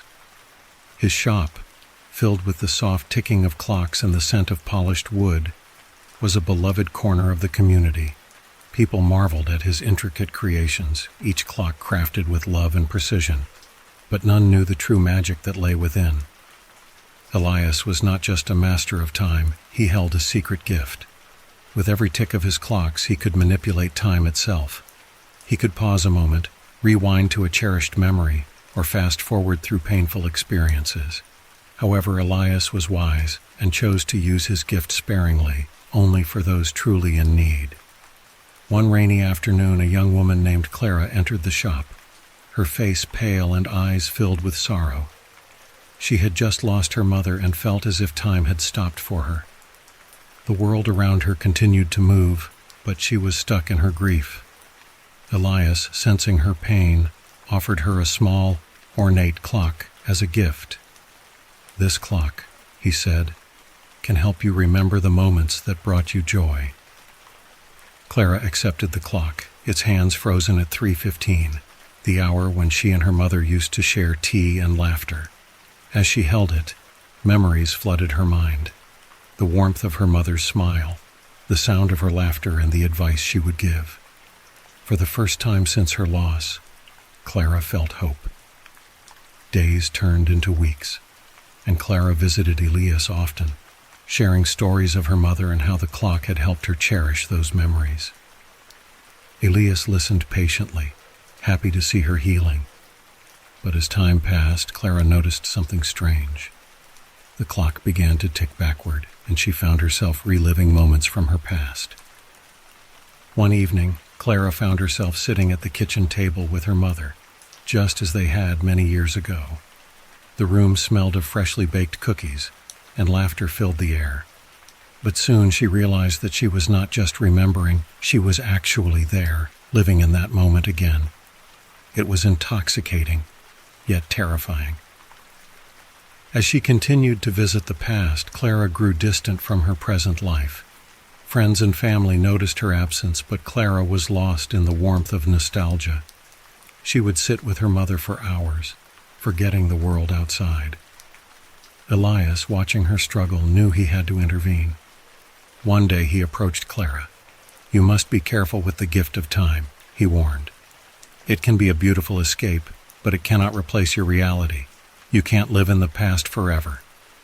Clara, caught between the joy of her memories and the pain of her current life, felt anger rise within her. "You don't understand. I would give anything to have just one more moment with her," she shouted, her voice echoing in the quiet shop. Elias sighed and nodded, understanding her grief. "I cannot take away your pain, Clara, but I can help you find a way to carry her memory with you without losing yourself." Determined to help her, Elias crafted a new clock, one that would not allow her to escape into the past, but would instead remind her of the love that had shaped her. This clock was adorned with beautiful engravings, representing key moments of joy with her mother. When Clara held it, she felt a warm glow, a reminder of the love they shared. "This clock will help you remember," Elias explained, "but it won't let you relive those moments. Instead, it will encourage you to create new memories in her honor." Clara hesitated, torn between the allure of the past and the hope for a future. Finally, she took the new clock, its hands set to the present. With a heavy heart, she let go of the old one, placing it gently on the counter. In the days that followed, Clara began to step back into her life. She started volunteering at a local shelter, sharing her mother's recipes with others and bringing joy to those in need. Each new memory she created filled her heart with peace, and though her mother was gone, she felt her presence in every act of kindness. Months later, as Clara entered the clockmaker's shop to thank Elias, she noticed the old clock still sitting on the counter, now covered in dust. "I see you found your way," Elias smiled, his eyes twinkling. "You've learned to carry your past without being bound by it." Clara nodded, her heart full. "Thank you for guiding me. I've realized that while I can't change the past, I can honor it by living fully in the present." Elias watched as Clara left the shop, her spirit lighter than before. He knew that the true magic of time was not in the ability to manipulate it, but in the way it shapes our lives, teaching us to cherish every moment. And as the clocks in his shop continued to tick, he felt a deep sense of fulfillment, knowing that he had helped another soul find their way home.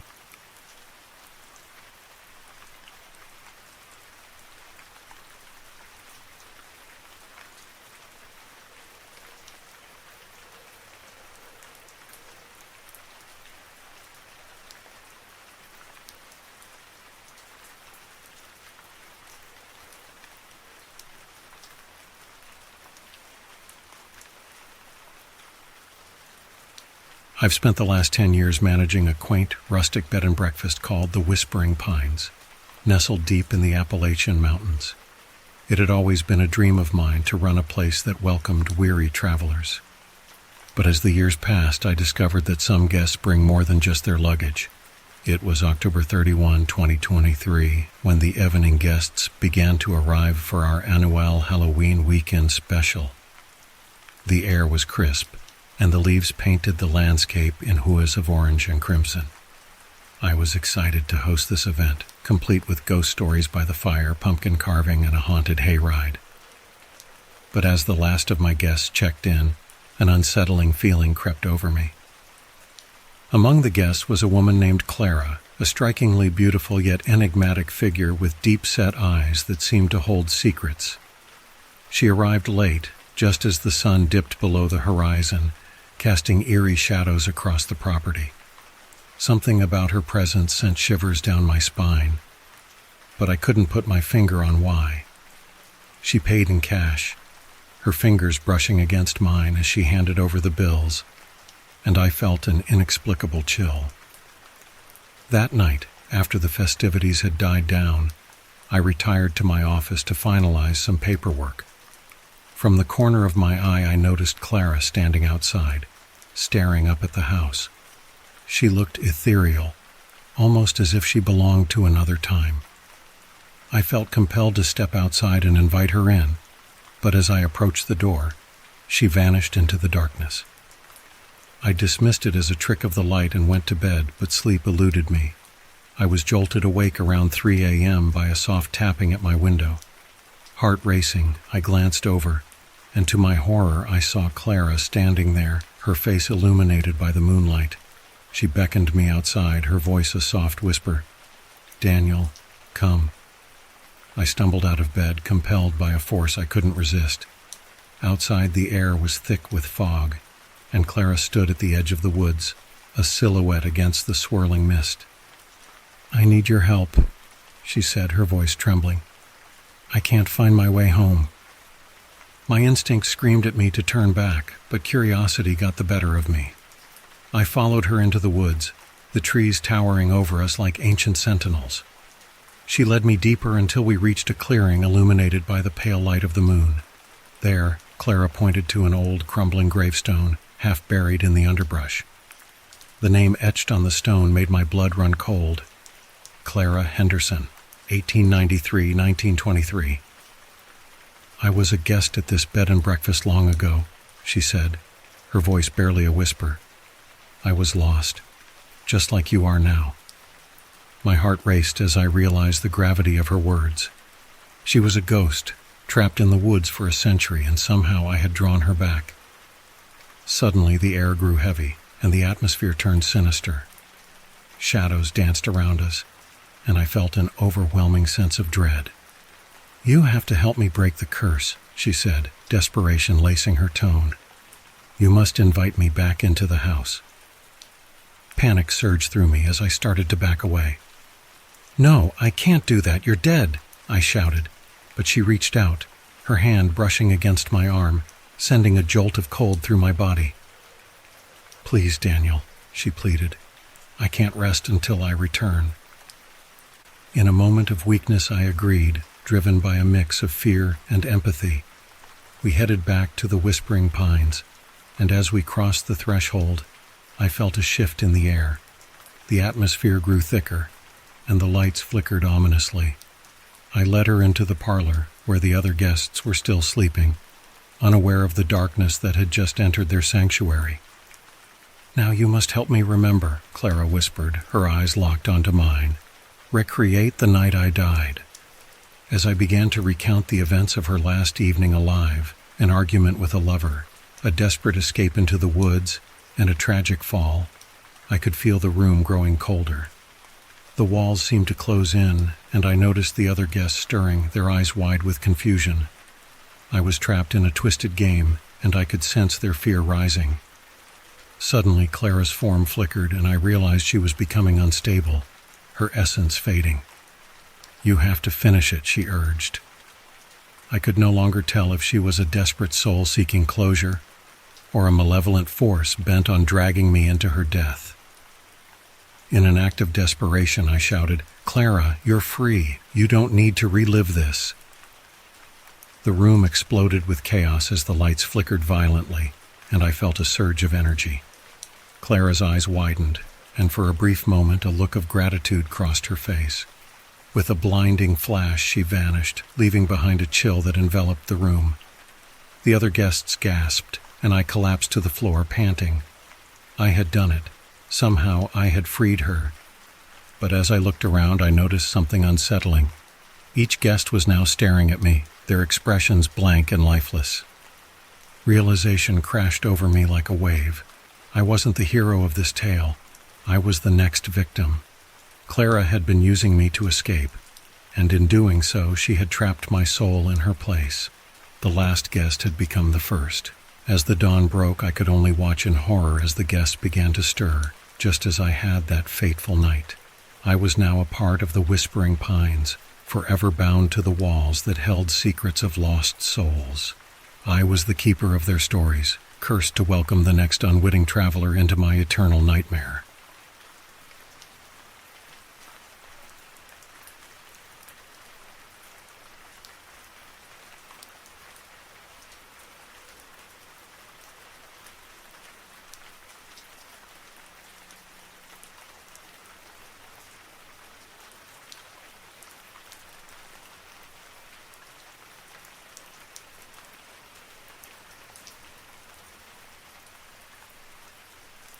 My name is Lucas, and I'm a restorer of antique furniture. My workshop is nestled in a quiet part of town, surrounded by old houses and overgrown gardens. One autumn afternoon, I received a special commission from a wealthy client to restore an old mirror. The mirror was large, ornate, with a gilded frame and intricate carvings of mythical creatures.